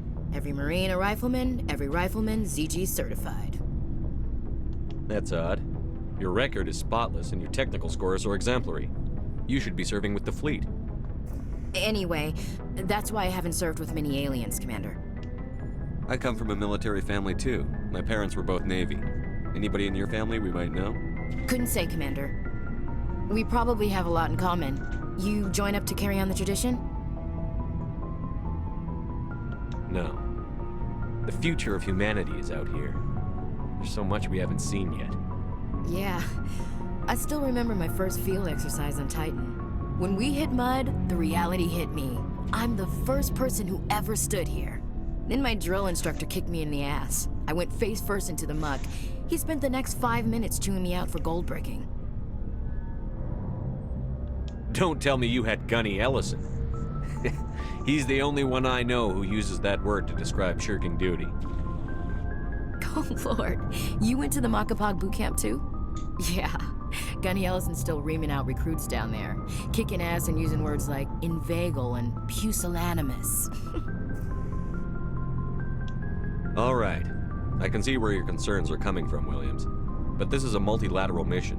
You're going to have to work with aliens, like it or not. It won't be a problem, Commander. You say jump, I say how high. You tell me to kiss a Turian, I'll ask which cheek. I don't think kissing Turians will be necessary. You never know, Commander. What's your opinion on the last mission? Kinda wish you'd got there sooner, Commander. No offense, I appreciate the rescue. I just wish... You wish we'd been able to save the rest of your unit? Yes, sir. If I had been more alert, we wouldn't have been cut down by an ambush. The Geth are perfect ambushers. They don't move, they don't make noise, they don't even breathe. Sir, they have flashlight heads. I'll make sure it doesn't happen again. We'll talk later, Williams. Looking forward to it, sir. Next, it's Garrus. Commander, nice workout. I knew working with a Spectre would be better than life at CSAC. Have you worked with a Spectre before? Well, no, but I know what they're like. Spectres make their own rules. You're free to handle things your way. At CSEC, you're buried by rules. The damn bureaucrats are always on your back. For the most part, the rules are there for a reason. Maybe. But sometimes it feels like the rules are only there to stop me from doing my work. If I'm trying to take down a suspect, it shouldn't matter how I do it, as long as I do it. But CSEC wants it done their way. Protocol and procedure come first. That's why I left. So you just quit because you didn't like the way they do things? There's more to it than that. It didn't start out bad, but as I rose in ranks, I got saddled with more and more red tape. C-Sec's handling of Saren was typical. I just couldn't take it anymore. I hate leaving. I hope you made the right choice.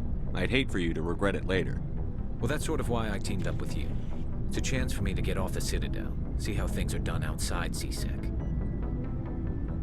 Either way, I plan to make the most of this. And without C-Sec headquarters looking over my shoulder, well, maybe I can get the job done my way for a change.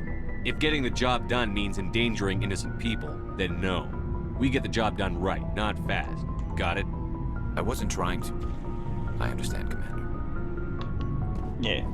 Garrus. Know your place.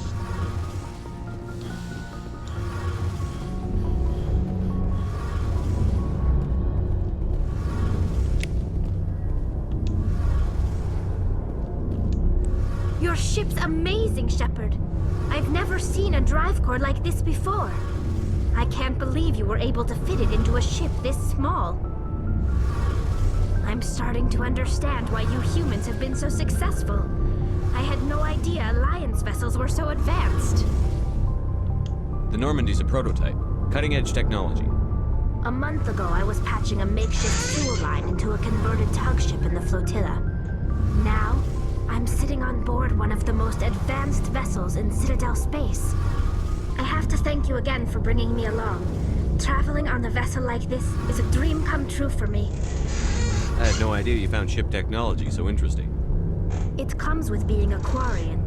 The migrant fleet is the key to the survival of my people. Ships are our most valuable resource. But we don't have anything like this.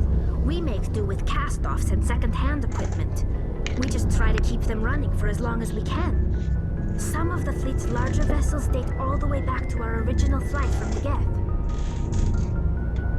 I can't believe your fleet's still using ships that are 3 centuries old. They're constantly being repaired, modified, and refitted. They aren't pretty, but they work. Mostly. We've tried to make ourselves as independent as possible on the flotilla. Grow our own food, mine, and process our own fuel. But some things we just can't make on our own.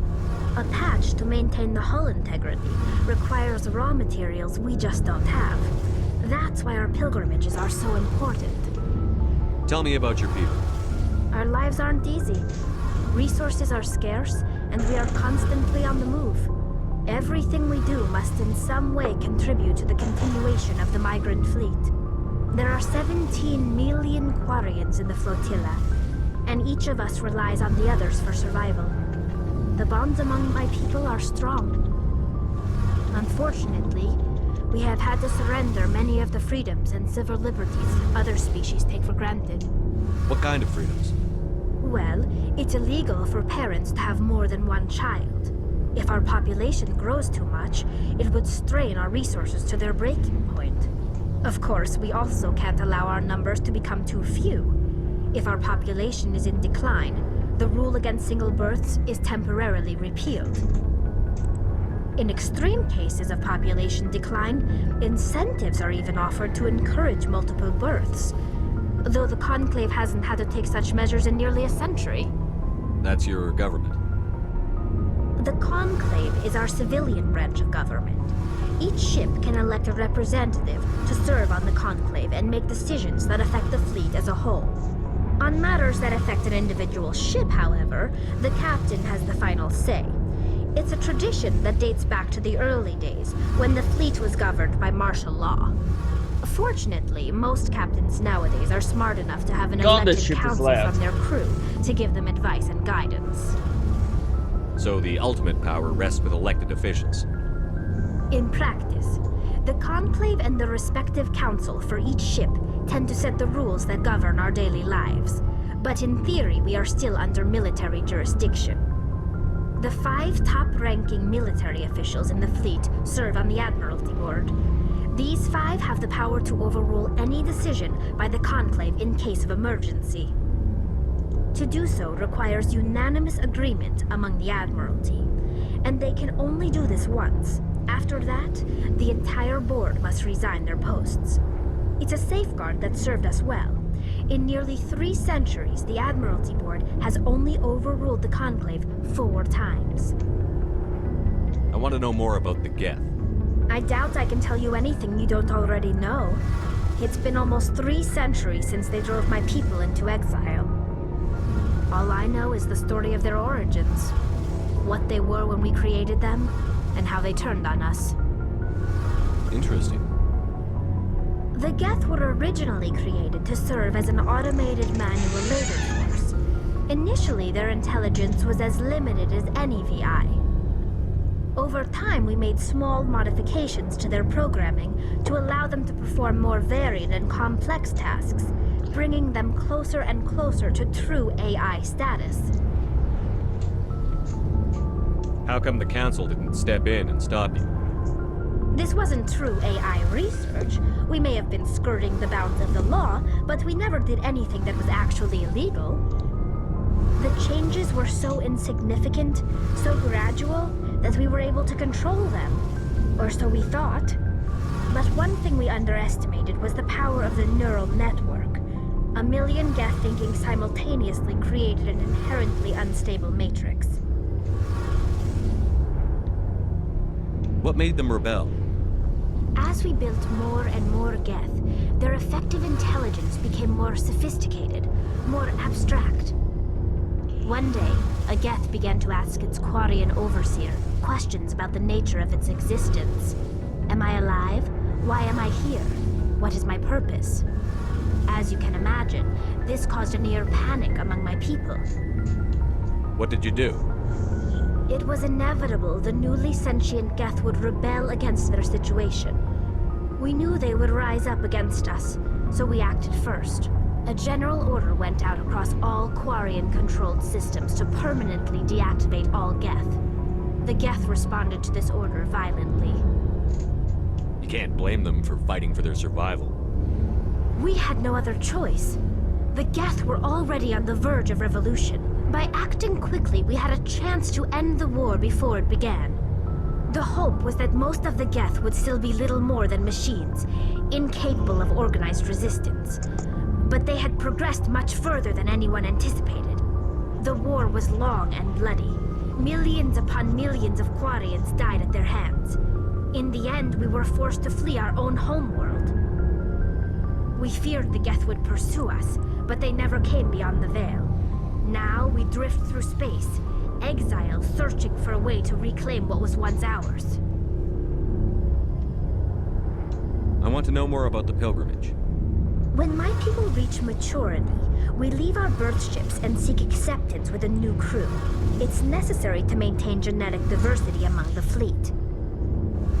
But no ship wants to accept someone who will be a burden on them. So, to prove our worth, we embark on a pilgrimage. We set out alone, leaving the flotilla and our families behind us. We only return once we have found something of value we can bring back to the fleet. This is presented as a gift to the captain of the respective ship we wish to join. If the gift is accepted, we are welcomed into the crew. Can a captain choose to reject the gift?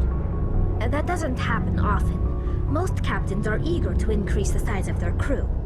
It increases their own standing in our society. Even when the gift is not particularly valuable, the captain usually accepts it out of a sense of tradition. However, there is a stigma to presenting a substandard gift. It's not the best way to make a good impression on a new community. Most pilgrims don't return until they find something worthwhile. I can't believe they just send you off alone. It's not like they just cast us out. Before we leave, we are given lessons in how to survive outside the flotilla, and given gifts to help us on our journey. We also receive implants to fight off sickness and disease.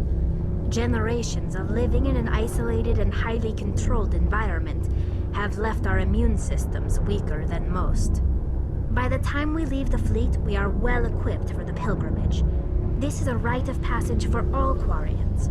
If it were dangerous, our numbers would suffer.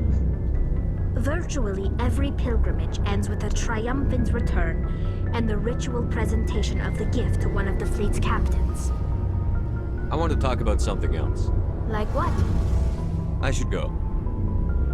See you later.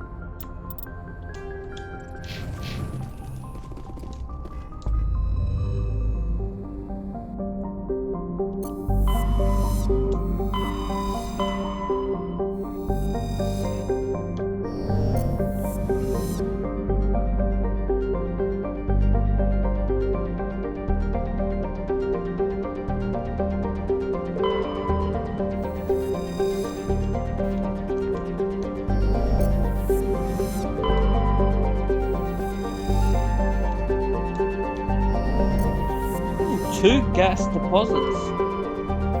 What a gassy system.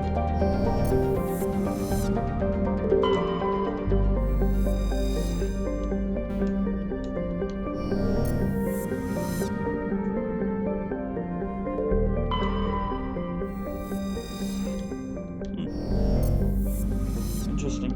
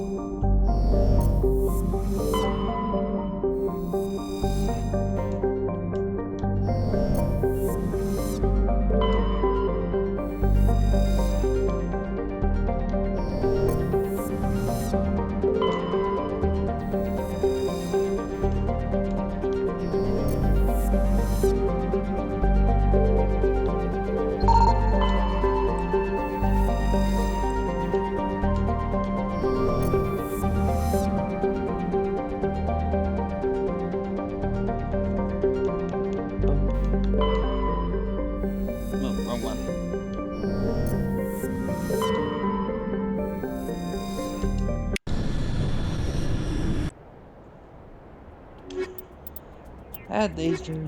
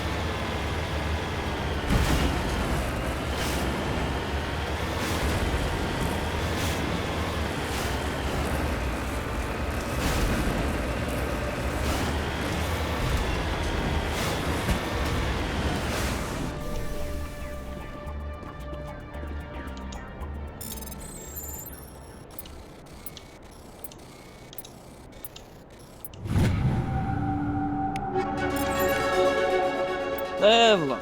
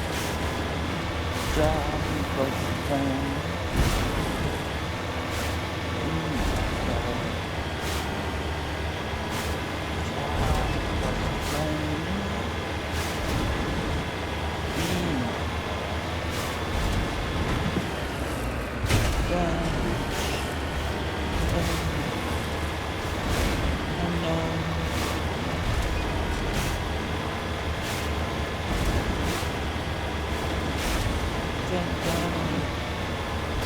Wet. Ammunition. Oh shit.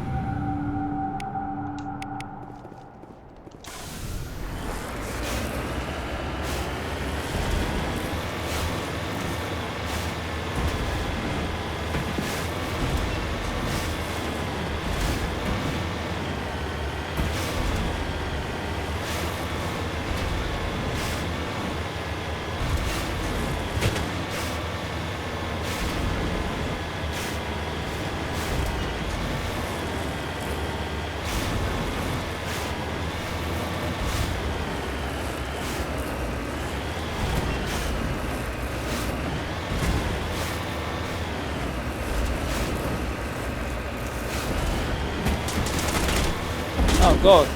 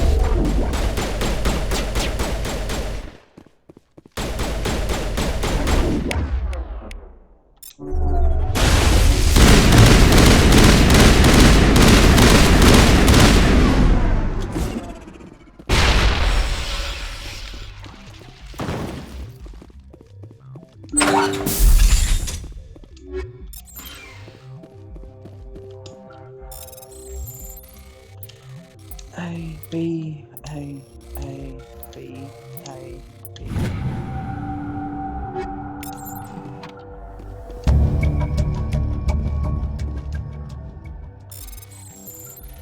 A, Y, X, M,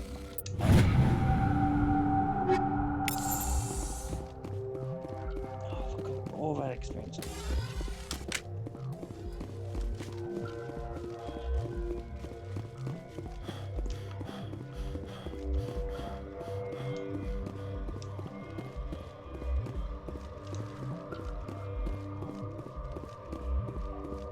Let's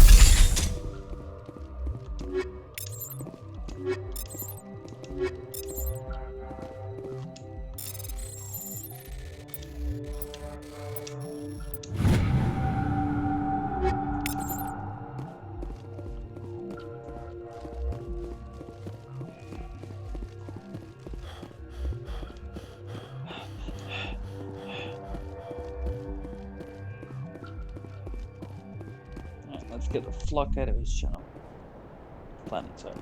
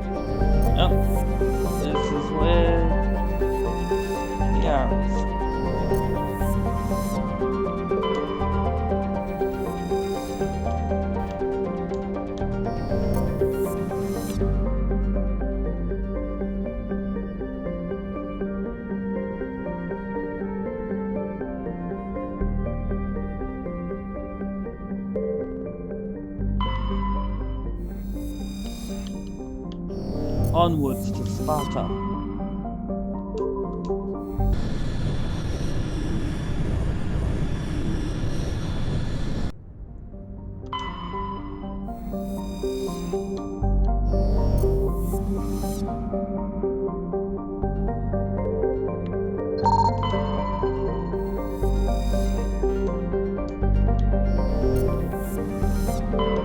Commander, I'm picking up a signal from the planet's surface.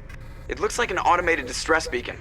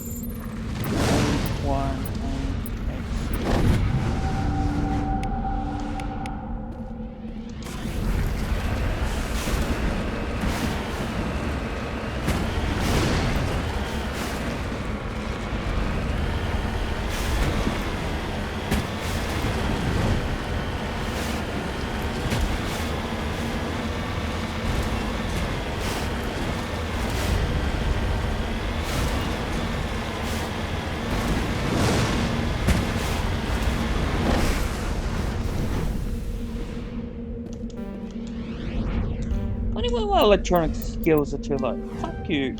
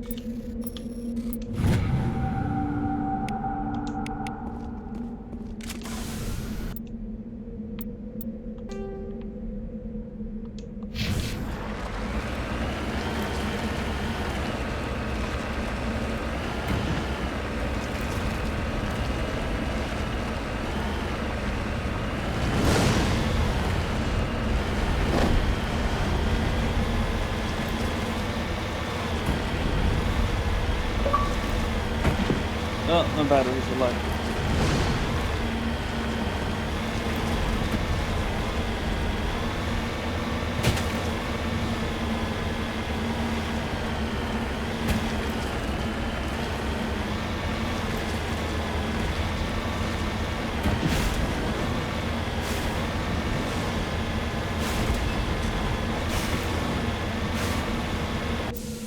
Should probably save. I feel like I'm gonna.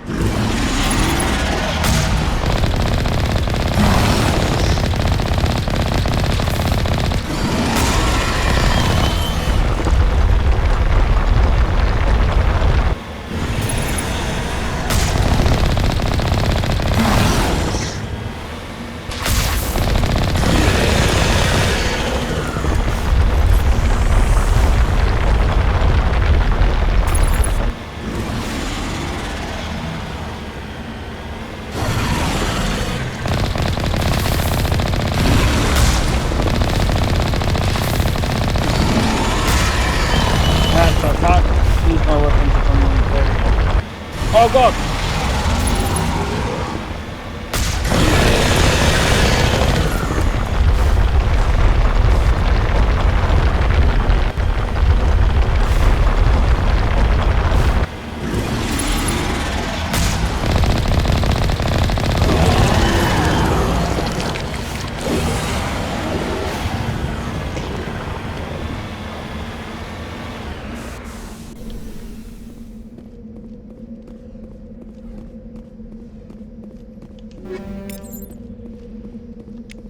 Alliance soldiers.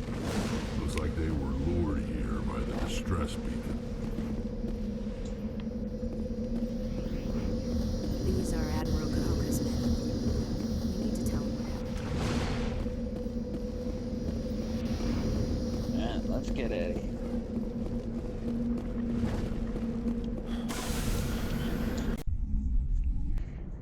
So let's go save Liara.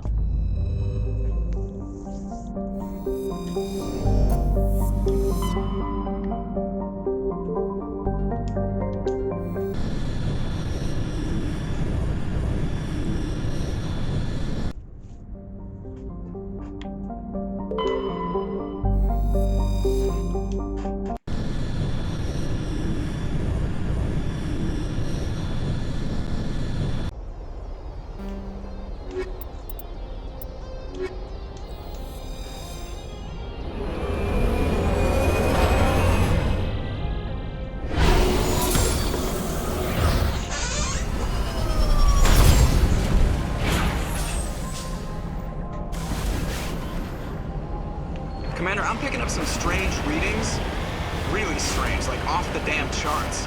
It looks like it's coming from an underground Oh, complex a that few lava clicks is away from the beautiful. drop zone.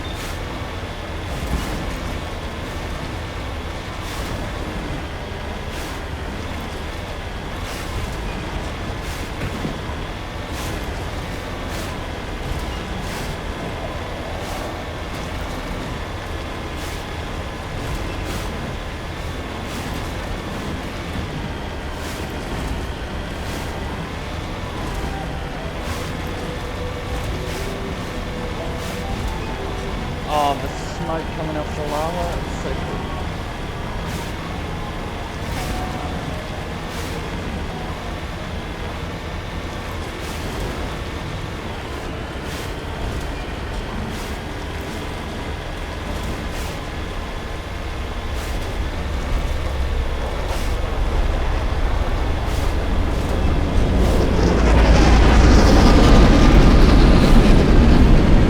Yeah.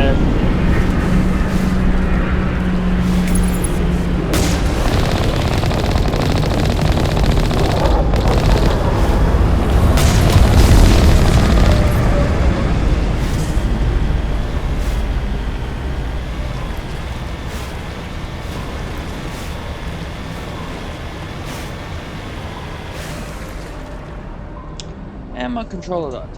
Hold on.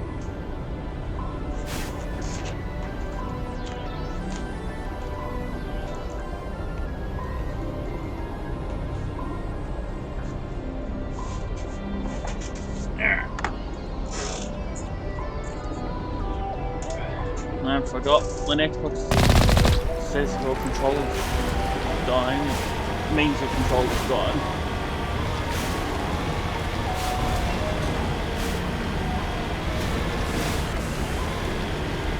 Only a fool punches a knapsack in the mouth.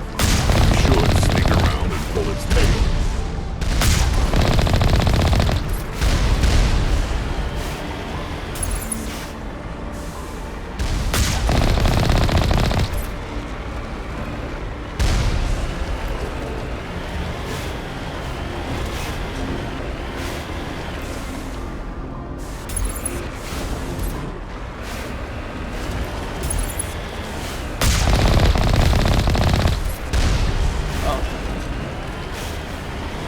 Oh man.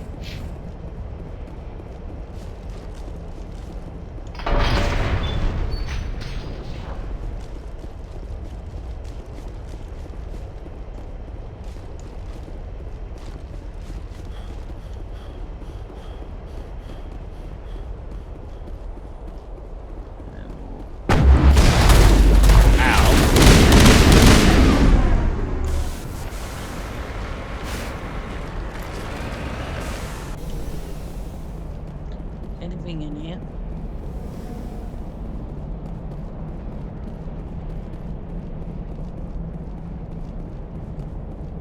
I just don't have to break it.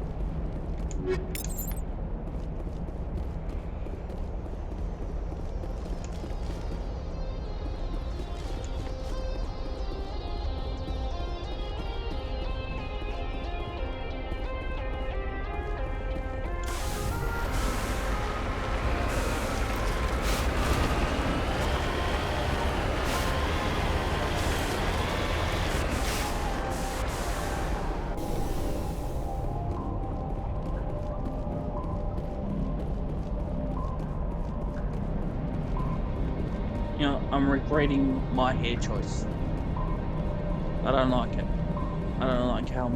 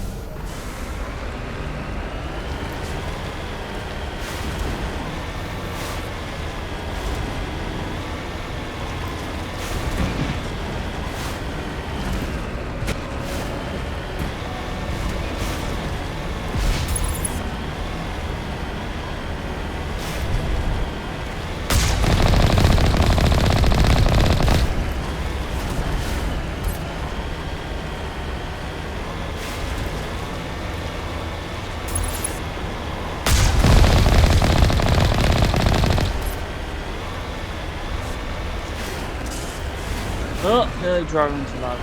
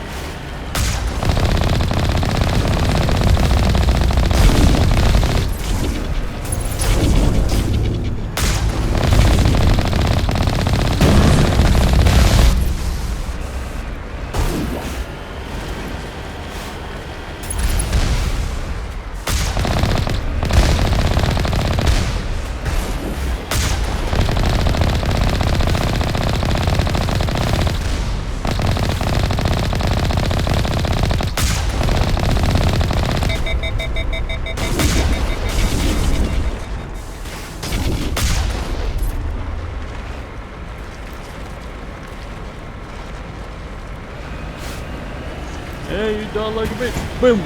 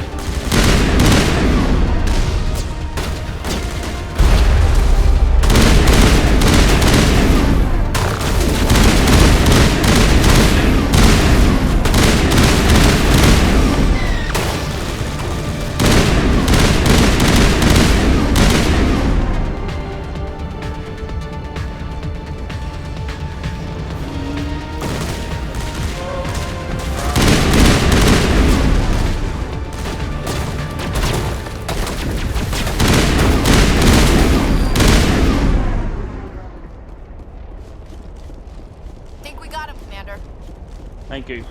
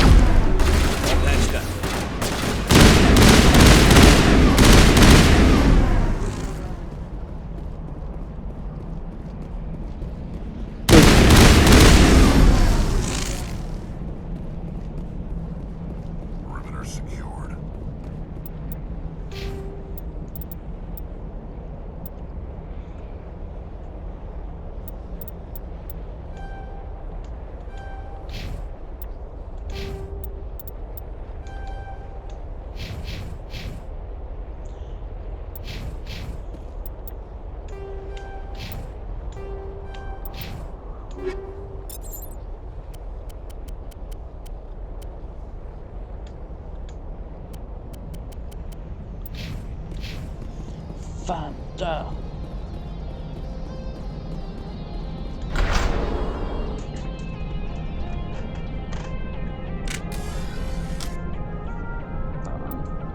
Sorry.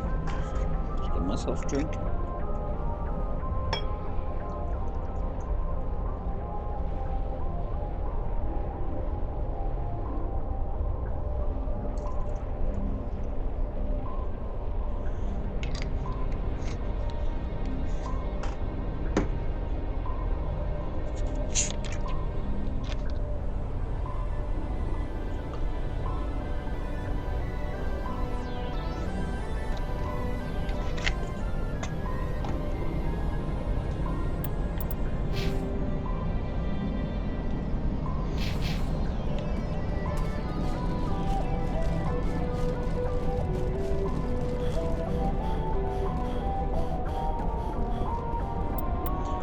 Do I have any more? Oh, I got hacking. Gotta unlock hacking.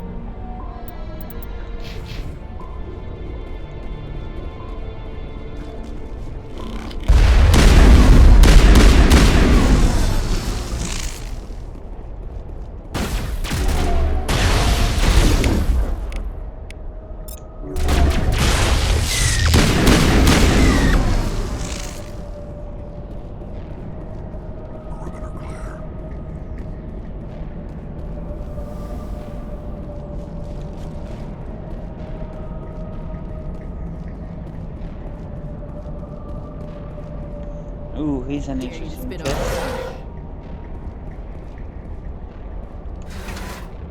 Yay, let's doing it. No, it's gone. Oh my god. I can't twist and turn in the elevator with my gun out. That's shocking. I am stunned. That's probably my favorite glitch.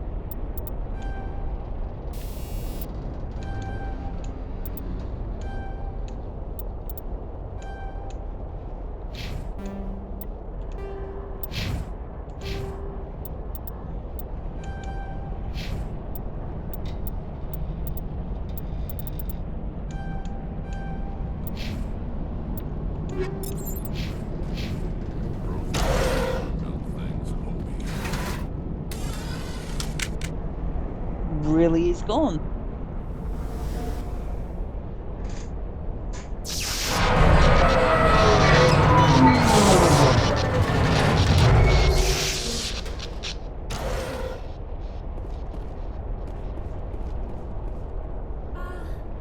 Hello? Could somebody help me? Please?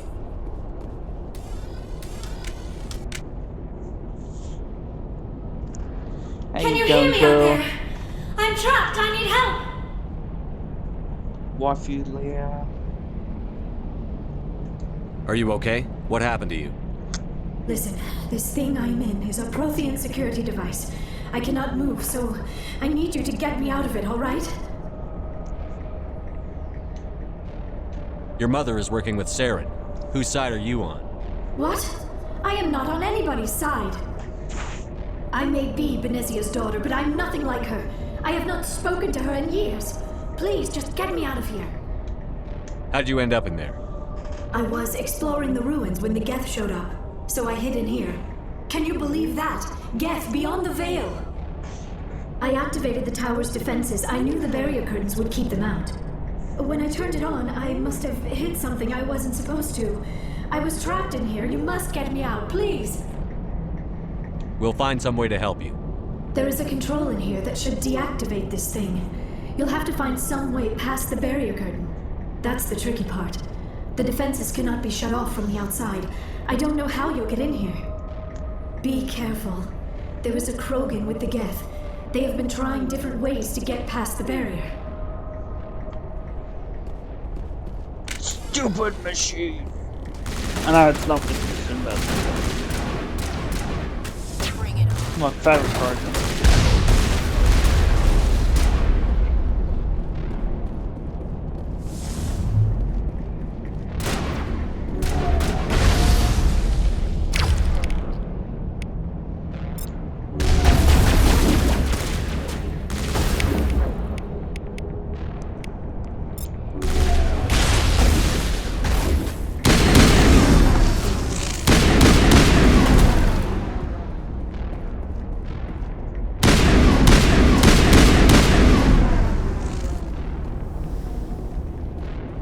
All targets down.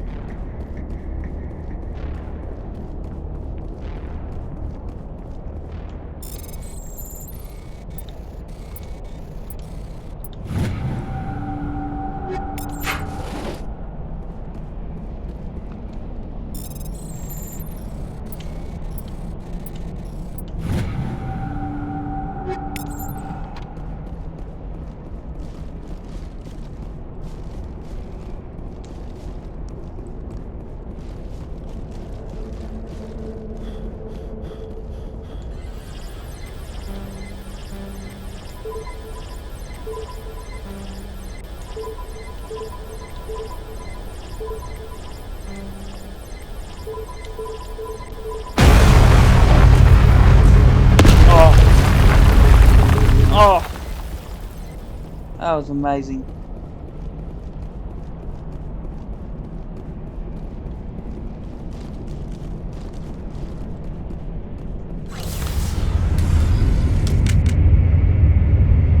Oh, Glitch is sort of there.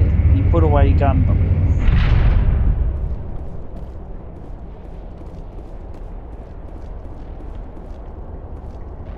Oh, how did you get in here? I didn't think there was any way past the barrier.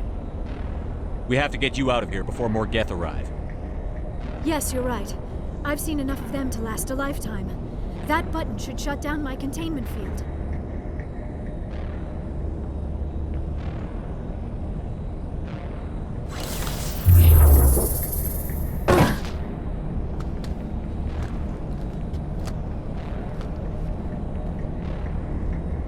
Any idea how we get out of this place? There is an elevator back in the center of the tower. At least I think it's an elevator. It should take us out of here. Come on! I still cannot believe all this. Why would the Geth come after me? Do you think Benezia's involved? Saren's looking for the conduit. Think fast, Miss Prothean expert. Alright, The Ashley, conduit, sit but down. I don't know. What the hell was that? These ruins are not stable. That mining laser must have triggered a seismic event. We have to hurry. The whole place is caving in. Joker, get the Normandy airborne and lock in on my signal. On the double, mister. Aye, aye, Commander. Secure and away. ETA 8 minutes. Gonna be close, Skipper. If I die in here, I'll kill him. Going up. And this is a lovely view. Rex is back.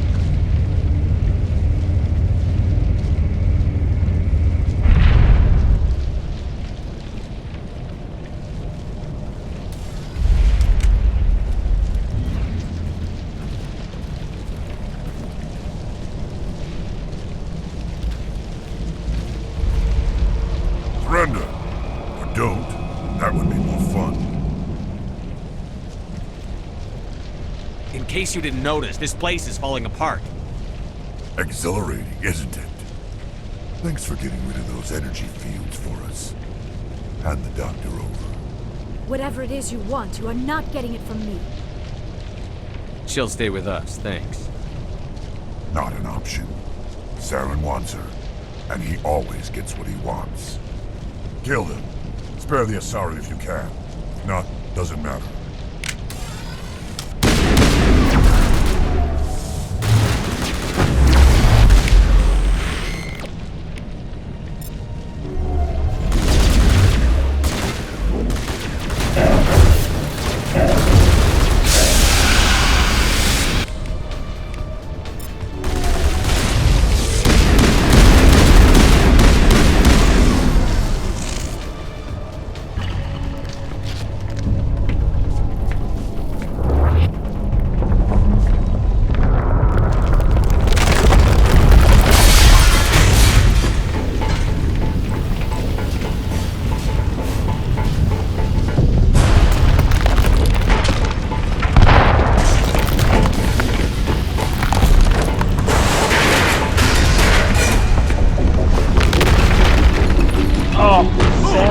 So much better.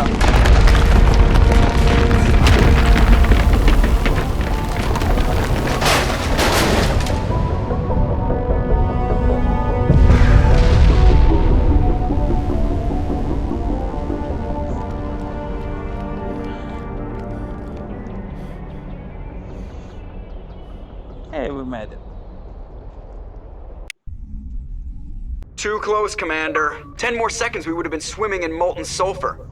The Normandy isn't equipped to land in exploding volcanoes. They tend to fry our sensors and melt our hull. Just for future reference. We almost died out there, and your pilot is making jokes? Joker pulled our asses out of there. I think he's earned the right to a few bad jokes. I see. It must be a human thing. I don't have a lot of experience dealing with your species, Commander. But I am grateful to you. You saved my life back there, and not just from the volcano. Those Geth would have killed me or dragged me off to Saren. What did Saren want with you? Do you know something about the conduit? Only that it was somehow connected to the Prothean extinction. That is my real area of expertise. I have spent the past 50 years trying to figure out what happened to them. I've got my own theory on why the Protheans disappeared. With all due respect, Commander, I have heard every theory out there. The problem is finding evidence to support them. The Protheans left remarkably little behind. It is almost as if someone did not want the mystery solved. It is like someone came along after the Protheans were gone and cleansed the galaxy of clues. But here is the incredible part. According to my findings, the Protheans were not the first galactic civilization to mysteriously vanish. This cycle began long before them. If the Protheans weren't the first, then who was? I don't know. There is barely any evidence on the Protheans, even less on those who came before them. I cannot prove my theory, but I know I am right. The galaxy is built on a cycle of extinction. Each time a great civilization rises up, it is suddenly and violently cast down. Only ruins survive. The Protheans rose up from a single world until their empire spanned the entire galaxy. Yet even they climbed to the top on the remains of those who came before. Their greatest achievements, the mass relays and the Citadel, are based on the technology of those who came before them. And then, like all the other forgotten civilizations throughout galactic history, the Protheans disappeared. I have dedicated my life to figuring out why. They were wiped out by a race of sentient machines. The Reapers. The Reapers? But I have never heard of. How do you know this? What evidence do you have? There was a damaged Prothean beacon on Eden Prime. It burned a vision into my brain. I'm still trying to sort out what it all means. Visions. Yes, that makes sense. The beacons were designed to transmit information directly into the mind of the user. Finding one that still works is extremely rare. No wonder the Geth attacked Eden Prime. The chance to acquire a working beacon, even a badly damaged one, is worth almost any risk. But the beacons were only programmed to interact with Prothean physiology. Whatever information you received would have been confused, unclear. I am amazed you were able to make sense of it at all. A lesser mind would have been utterly destroyed by the process. You must be remarkably strong-willed, Commander. Okay, this isn't helping us find Saren or the conduit. Of course, you are right. I am sorry, my scientific curiosity got the better of me. Unfortunately, I do not have any information that could help you find the conduit, or Saren. I don't know why Saren wanted you out of the picture, but I think we'll be a lot better off if we bring you along. Thank you, Commander. Saren might come after me again. I cannot think of anywhere safer than here on your ship. And my knowledge of the Protheans might be useful later on. And her biotics will come in handy when the fighting starts. Good to have you on the team, Liara. Thank you, Commander. I am very grateful. Oh, I am afraid I am feeling a bit lightheaded. When was the last time you ate? Or slept? Dr. Chakwa should take a look at you. It is probably just mental exhaustion, coupled with the shock of discovering the Protheans' true fate. I need some time to process all this. Still, it could not hurt to be examined by a medical professional. It will give me the chance to think things over. Are we finished here, Commander? We can talk again after you've seen the doctor. The rest of you, dismissed. Mission reports are filed, Commander. You want me to patch you through to the Council? Patch him through, Joker. Setting up the link now, Commander. We've received your report, Commander. I understand Dr. Tassoni is on the Normandy. I assume you're taking the necessary security precautions. Liara's on our side. The Geth were trying to kill her. Benezia would never allow Saren to kill her daughter. Maybe she doesn't know. Or maybe we don't know her. We never expected she could become a traitor. At least the mission was a success. Apart from the utter destruction of a major Prothean ruin. Was that really necessary, Shepard? The Geth were crawling all over those ruins.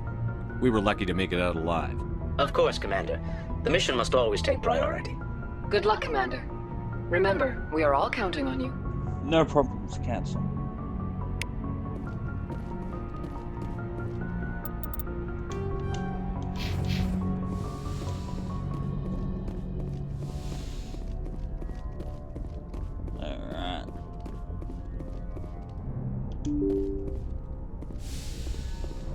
Let's go talk to the crew.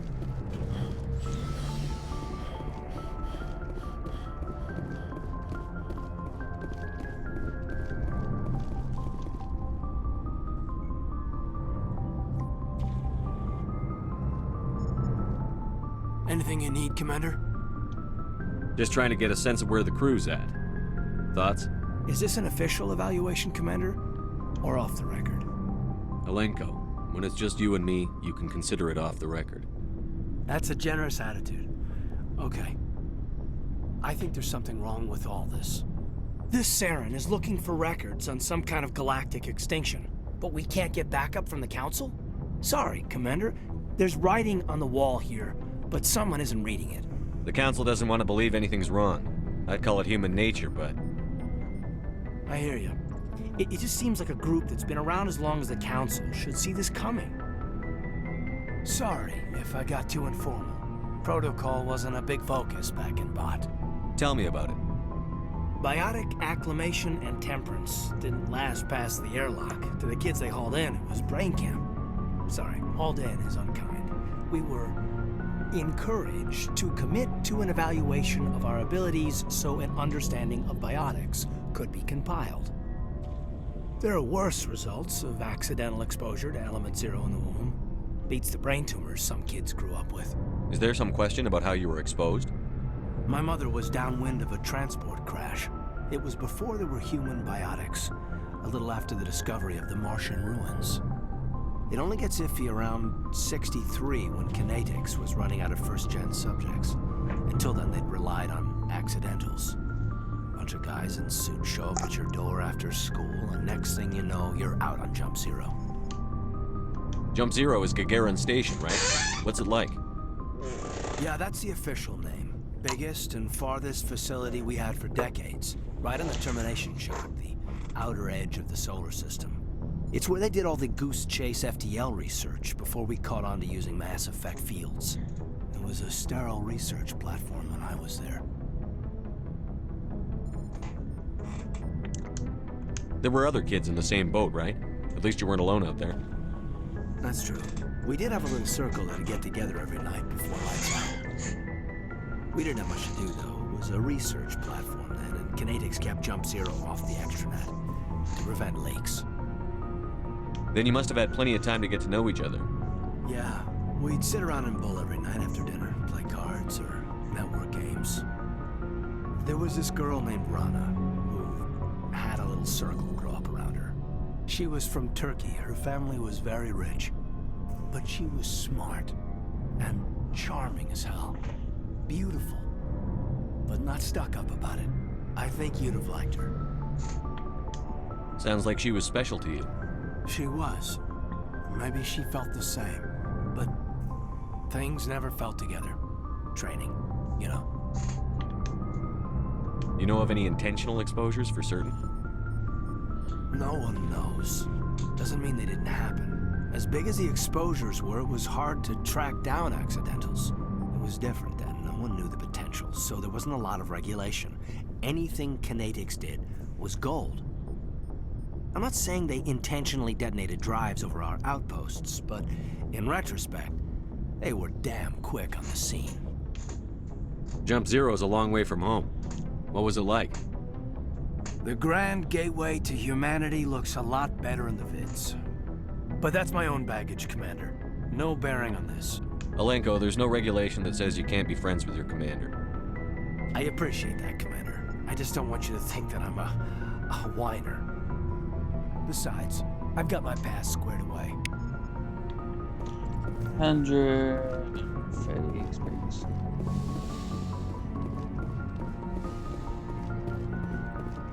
And let's talk to Liara.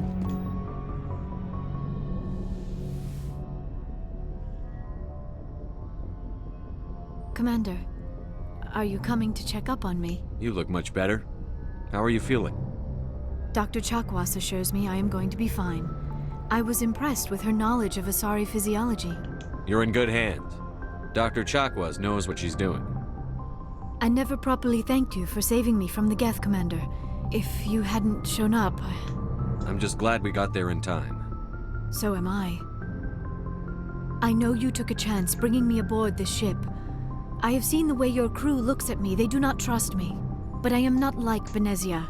I will do whatever I can to help you stop Saren. I promise. Don't worry, Liara. I trust you. I know you won't let me down. It means a lot to hear you say that, Commander. Thank you. Do you know why Benezia joined up with Saren? I don't understand it. She was always outspoken about the need for the Asari to become more involved in shaping galactic events. Maybe she thought allying herself with Saren would somehow be for the greater good in the long run. At least I hope so. This hurts you, doesn't it? None of this makes any sense to me. I have not spoken to Benezia in many years, but I know her, and this was not like her. Something changed. I'd like to know more about the Asari. We were the first species to discover the Citadel. We were instrumental in forming the Council, and we always strive to be the voice of peaceful cooperation in galactic disputes. My people believe we are all part of a single galactic community. Each species contributes something to the greater whole. Although we seek to understand other species, it seems few of them seek to understand us. The galaxy is filled with rumors and misinformation about my people. Like what? Most of the inaccuracies are centered around our mating rituals. My species is monogendered. Male and female have no real meaning for us. We still require a partner to reproduce. This second parent, however, may be of any species and any gender. I don't understand. Your species can mate with anyone? Mating is not quite the proper term, not as you understand it. Physical contact may or may not be involved, but it is not an essential element of the union. The true connection is mental. Our physiology allows us to meld with other beings. We can touch the very depths of their minds. We explore the genetic memory of their species. We share the most basic elements of their individual and racial identities. We then pass these traits on to our daughters. It is how we learn to grow as a species and how we develop a greater understanding of other races. What happens to your partner after the union? Every relationship is different. Some unions are a single encounter with both parents parting ways afterwards. Others can be more long-term. Sometimes an Asari and her partner will stay together for many decades. Do you know who Matriarch Benezia chose as her partner? She rarely spoke of her partner. Though I know my father, if you want to use that term, was another Asari. I thought you always needed another species to serve as one of the parents. Think about it, Shepard. If we were not able to mate with our own species, we would have died out long before we ever mastered spaceflight and left our homeworld. Union with our own kind is no longer common, not for the purposes of reproduction. Most Asari believe it weakens our species. Asari daughters inherit racial traits from the father species. If both parents are Asari, then nothing has been gained, or so conventional wisdom would hold. I am what is sometimes called a pureblood. Though no Asari would ever be cruel enough to say the word to my face, it is a great insult among my people. It is possible Benezia's partner was embarrassed by their union. She may have been too ashamed to publicly acknowledge me as her offspring. Maybe she wanted to meet you but couldn't. Something could have happened to her. Maybe she passed away. You might be right. I hope you are. But I have no way to know for sure. Benezia never spoke of her partner. Whatever happened, it caused her too much pain to dwell on it. She raised me by herself, though that is not uncommon. Many Asari raise their children alone, particularly if the father species is short-lived. Often the partner will pass on long before the child reaches maturity.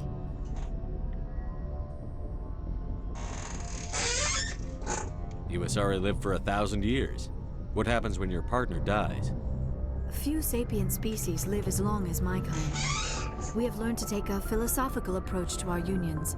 We do not focus on the inevitable loss of our partners. Instead, we enjoy the time we spend with them. And even after they're gone, a part of them lives on in us. The union is a connection that transcends both time and space. I should go. Goodbye, Commander.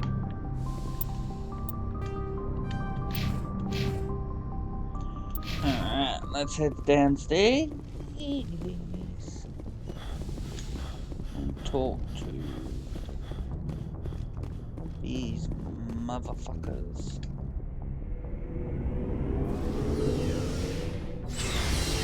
God, that's quick.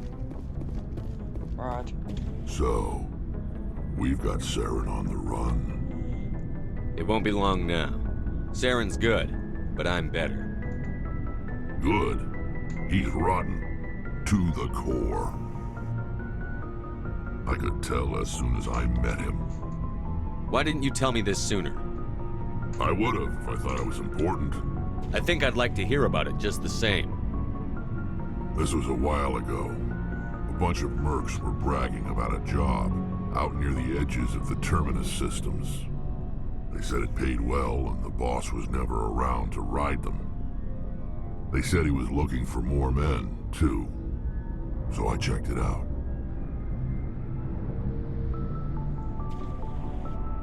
I didn't know Saren was openly recruiting mercs. It wasn't that open, and he only showed his face once. We'd been raiding ships in the area for months when we took out this massive cargo freighter. Our biggest haul yet. I was on board checking bodies for valuables, looking for some extra credits. That's when I saw him. What did Saren want with the ship? I don't know what he wanted. He was just moving through the ship, watching. A couple of the mercs called him by name, but he never spoke to them. Never spoke to anyone. I had a really bad feeling about him, so I got the hell out. Didn't even wait to get paid. What kind of cargo was the freighter carrying? What was Saren after? I don't know. All I saw on that ship was food and medical supplies. There were some basic weapons, but nothing big. If there was anything of value on that ship, I didn't see it. That's why I didn't mention it sooner. Whose ship was it? It was a Volus trading vessel. Big one. Lots of guards. But they were no match for us. That's the only time you saw him? Yeah. Didn't even know who he was. Still wouldn't if I hadn't joined up with you. But my instincts were right. Every other merc on that mission turned up dead within a week. Every damn one. So long, Rex. Shepard.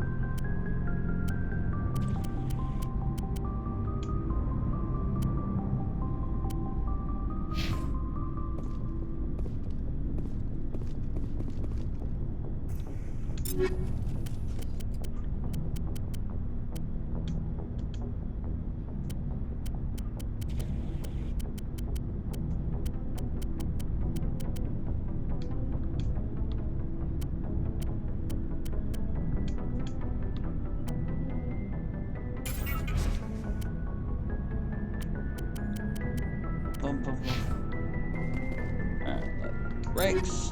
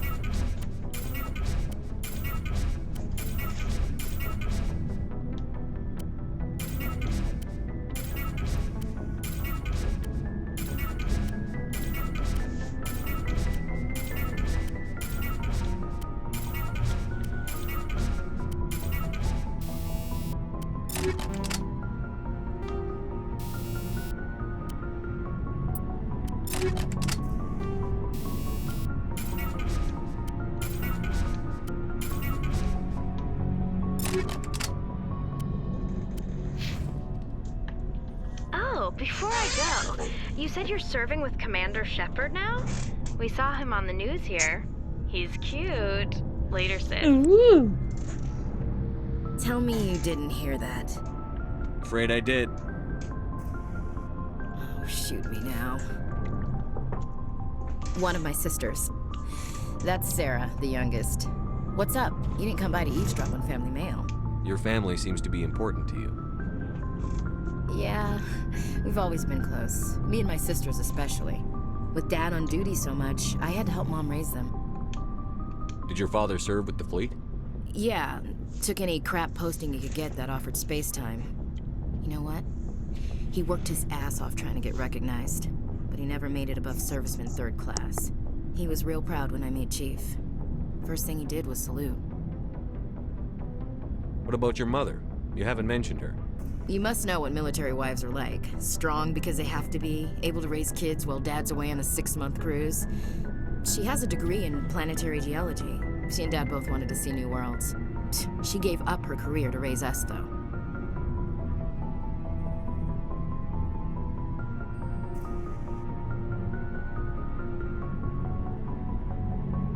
You have more than one sister?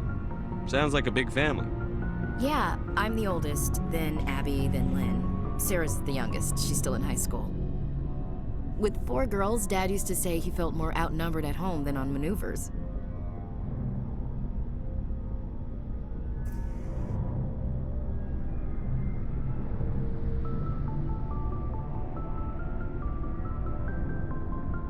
Where did you grow up? All over. Same as you, I expect. We transferred a half a dozen times before I finished grade school. You go where personnel command sends you, right? I guess that's why I'm so tight with my sisters. We'd have to leave all our friends every 2 or 3 years. I was an only child, but I get the idea. At least one of my parents was always on duty. Yeah, military families, eh? With schedules like that, it's a wonder we ever have kids anymore. Things were tense between Sarah and me for a while. Then we bonded. Sounds like a story. Feel like sharing? Sarah got herself a boyfriend who wanted to go faster than she did, Mike. I didn't think he was a bad kid, just pushy. Lynn would send me these worried vid mails, and I'd tell her to relax. If he really liked her, he wouldn't be pushy. Yeah, of course, if he didn't ask at all, I'd wonder if he thought Sarah was ugly. Damned if you do, damned if you don't.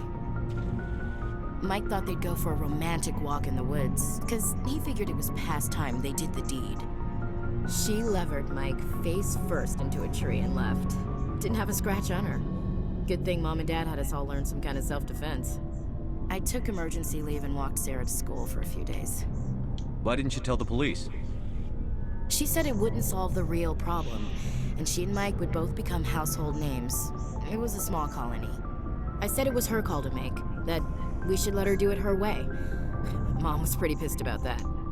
You said all of your sisters learned self-defense? Lynn did pistol practice, but didn't like it. She's kind of nervous. Sarah took Aikido. Abby decided to learn the sword. She always was a little weird. Likes big skirts and tops you have to tie her into. They do great things to her figure, though. So, what did you learn?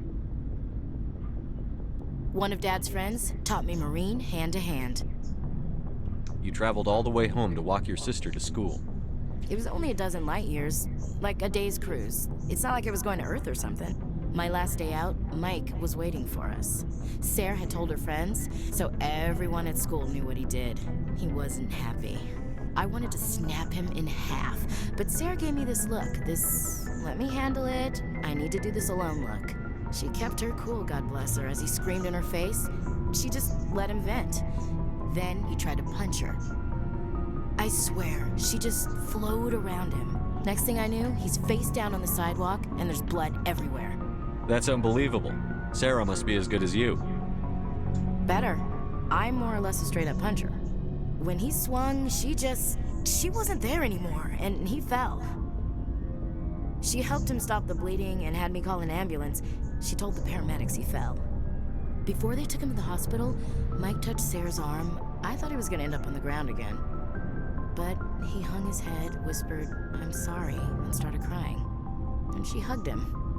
The Williams women are a decisive bunch, Commander. We do things when we're ready. Not before, not after. Your sister's something else. But you didn't mention your father at all. Was he on deployment? Dad always wanted to serve in space, but he wanted us to have real ground under our feet. He'd say, space is beautiful, but you can't raise a family there. I cannot rest from travel. I will drink life to the lees.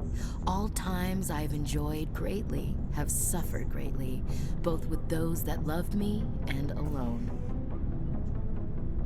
For always roaming with a hungry heart, much have I seen and known, cities of men and manners, climates, councils, governments. I didn't know you liked classical literature. Ulysses was my dad's favorite poem. Every time he shipped out, he recorded me reading it. He had a dozen versions when he retired. Does he still like it? I sure hope so. I read it to his grave every time I go home. Dad passed on a few years back. He's probably still watching, though. So behave. You mean from wherever we go after death? Dead on, Skipper. He's with God now. That's not a problem with you, is it? That I believe in God? Everyone has the right to believe what they want. Says so in the Alliance Charter. Only with fancier words. I'm glad you're open-minded about it. I've met a few people who are really weirded out by my faith. Because I work in space, I can't believe in a higher power? Jeez. Hello, have you people looked out the window? How can you look at this galaxy and not believe in something? I should get back to my duties. Didn't mean to take up so much of your time. What's your opinion on the last mission? Not sure I buy Dr. Tassoni's story about her and her mom not talking. They're family, right? I think she's being straight with us. Or at least, I don't think she lies very often. Yeah, she's probably really bad at it. Too bad those ruins got destroyed. I mean, they lasted thousands of years. That's It's impressive. We'll talk later, Williams. Looking forward to it, Skipper. Commander, how are you? Why did you want to be a CSEC officer in the first place? That's a good question. There were several reasons, I guess. Like what? Probably the same as most officers. I wanted to fight injustice, wanted to help people. I guess my father had something to do with it too. He was CSEC, one of the best. I grew up hearing about his accomplishments or seeing his picture on the vids after a big arrest. He's taking my resignation pretty hard. That's tough, but you'd think he'd be impressed you're going after Saren. My father's a CSEC man to the bone. Do things right or don't do them at all, he says. He thinks I'm being too rash, too impatient. He's worried I'll become just like Saren. He actually talked me out of becoming a Spectre when I was younger, for the same reasons. You were asked to be a Spectre? Well, I was targeted as a possible Spectre candidate. Me and about 1,000 other Turian military recruits. I could have received special training, but my father didn't like it. He despises the Spectres. He hates the idea of someone having unlimited power with no accountability. He wouldn't like you, Commander. No offense. I suppose I can understand his concern. You can, but Saren's not going to play by our rules, CSEC's rules. If you want to nail Saren, you need to send someone who isn't restricted by policies and procedures. Just because you can break the rules doesn't mean you should. I don't need to stoop to Saren's level to stop him. And neither do you, Garrus. I see what you mean, but I'll think about it. Thanks, Commander. Hey, Commander. Looking for some extra supplies before you head out? What have you got? Whatever you want. Armor, weapons, mods. It's not standard Alliance issue, but that's not necessarily a bad thing. Well, as long as you don't mind paying for it. Why should I pay you for my weapons and armor? My stuff doesn't come from the Alliance. I have to purchase it myself, and it's not cheap. Hell, the licenses alone have set me back more than I'd like. But no licenses, no goods. Without the goods, I'm out of a job. Let's see what you've got. You bet, Commander.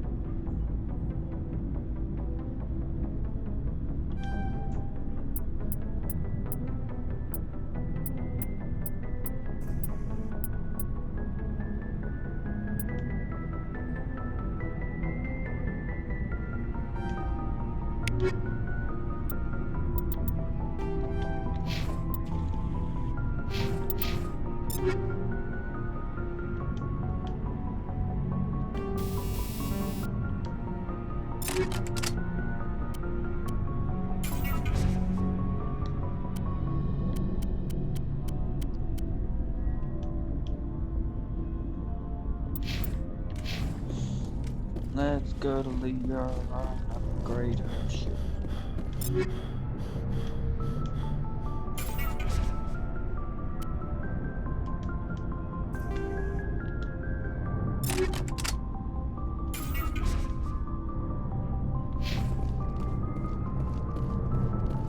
Let's talk to Tali and realise we haven't talked to Engineer Jane Adams yet.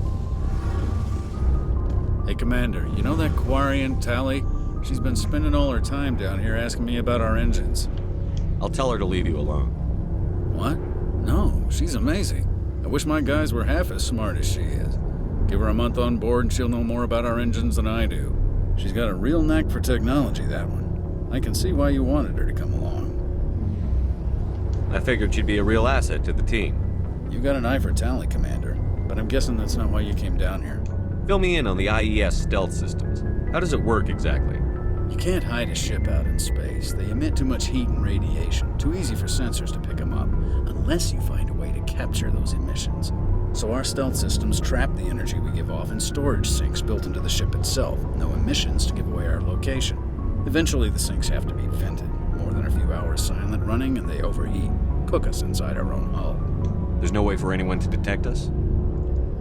A visual scan can still pick us up. Anyone looking out a window can see us plain as day. But you have to be pretty close to get an actual visual out in space.